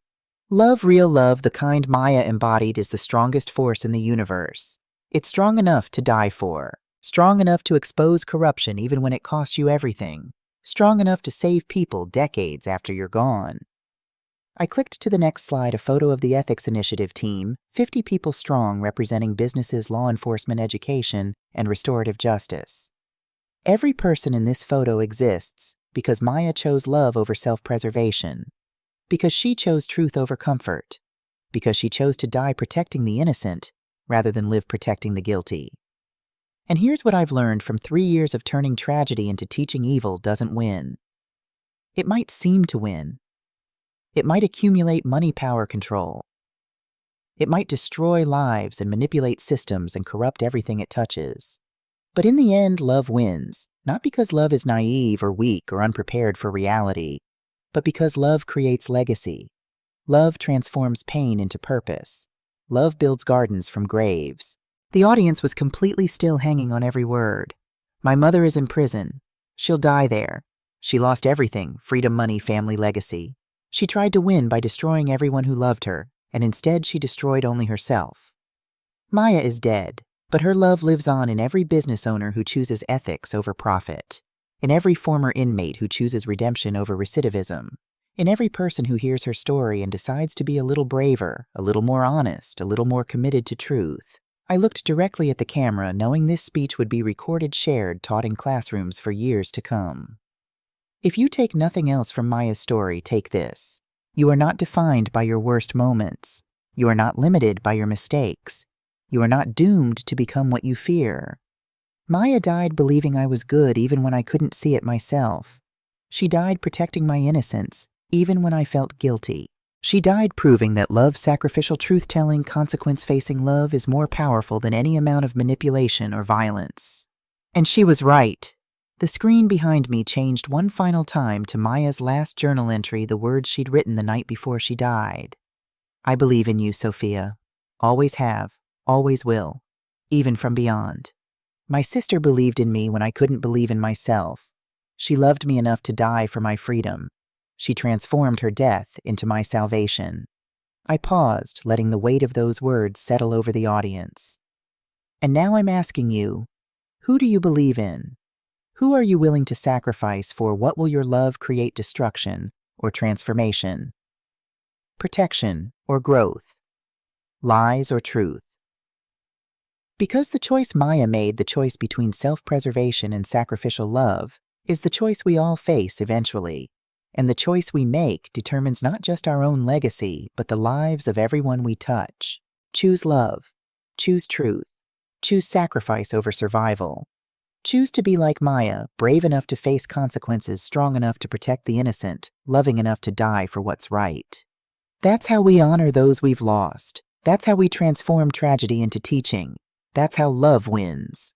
The audience erupted into applause, not polite conference applause, but the kind that comes from deep emotion, from recognition of truth, from lives changed by a story. I stood there, tears streaming down my face, and felt Maya's presence somehow, felt her approval, felt her love reaching across death to touch this moment. And I knew, absolutely knew, that every moment of pain, every second of suffering, every tear and tragedy and loss had been transformed into something beautiful. Not because the pain didn't matter, but because love mattered more. Epilogue. 5 years after Maya's death. The letter arrived on the anniversary of Maya's death, delivered by a prison courier. Carmen Delgado had been diagnosed with terminal cancer. She had 6 months to live, and she wanted to see me one last time. I sat in my office at the Maya Chen Foundation headquarters, staring at the letter, debating. Victoria found me there an hour later. "You don't have to go," she said. "You don't owe her anything." "I know, but what?" But Maya would have gone. Maya would have sat with her, listened to her, maybe even offered some kind of grace in the end. "You're not Maya." "No, but I'm trying to be the person Maya believed I could be, and that person she'd face this. She'd look evil in the eye one more time and choose love anyway. Even when evil doesn't deserve it. Especially then. That's what makes it grace." 2 weeks later. Federal Medical Center, Fort Worth. Carmen looked like a skeleton. Cancer had consumed her the way her greed had consumed everything else, completely ruthlessly, without mercy. "You came," she rasped. "I came. Why?" I sat down across from her, this dying woman who'd given birth to me, raised me for 14 years, then abandoned me and eventually destroyed my life. Because Maya would have wanted me to. Because offering grace to people who don't deserve it is the only way to break cycles of violence and manipulation. Because I needed to see you one more time and choose love anyway. Carmen laughed, a wet, painful sound. "Still preaching that love wins nonsense, even now, even after everything I did to you. Especially now, especially after everything you did. I won, you know. In the end, I won. How do you figure that?" "Because I lived my life on my terms, took what I wanted, used who I needed to use. And yeah, I'm dying in prison, but I'm dying knowing I beat the system for 20 years. That's more than most people can say." "You're dying alone, Carmen, unloved, unmourned, with no legacy except as a cautionary tale of what happens when you choose survival over humanity. And you think that bothers me? No, I think that's the saddest part, that it doesn't bother you, that you can't even see what you lost." Carmen was quiet for a moment, her breathing labored. "What did I lose, Sophia? Enlighten me." "You lost me. You lost Maya. You lost the chance to be a real mother, to be loved genuinely, to leave a legacy of love instead of manipulation. You lost everything that actually matters in exchange for money you never got to spend and power you couldn't keep. Maya chose to die. That's on her, not me. Maya chose to protect an innocent person from being destroyed by a guilty one. That's love. That's sacrifice. That's everything you're incapable of understanding." I stood up, ready to leave. "Sophia, wait." I turned back. Carmen's eyes, for the first time I could remember, held something other than calculation. Maybe regret. Maybe fear. Maybe just pain. "Do you think—" She stopped, coughed. "Do you think Maya would have forgiven me?" The question hung in the air between us. I thought about Maya's last journal entry, about her belief in second chances, about her capacity for grace even toward people who didn't deserve it. "Yes," I said finally, "Maya would have forgiven you, would have seen you as more than a monster, would have offered you grace you didn't earn and love you didn't deserve." Carmen's eyes welled with tears. "But you won't." "I didn't say that." "What I said, Maya would have forgiven you. Past tense. But I'm here now, present tense, sitting with you in your final days, offering you this conversation, choosing to see you as more than just the woman who murdered my sister. That's not forgiveness. No, but it's the beginning of it. It's the choice to not let your evil define my capacity for love. It's the decision to be more like Maya, to offer grace, even when it's not deserved, to choose love, even when survival seems smarter, to transform pain into purpose, instead of letting it become bitterness." Carmen was crying now, ugly, painful sobs that shook her fragile frame. "I'm sorry," she whispered. "I'm so sorry. For Maya, for you, for becoming something monstrous, for wasting every chance I had to be a real mother. I know. Can you—" She reached out a skeletal hand.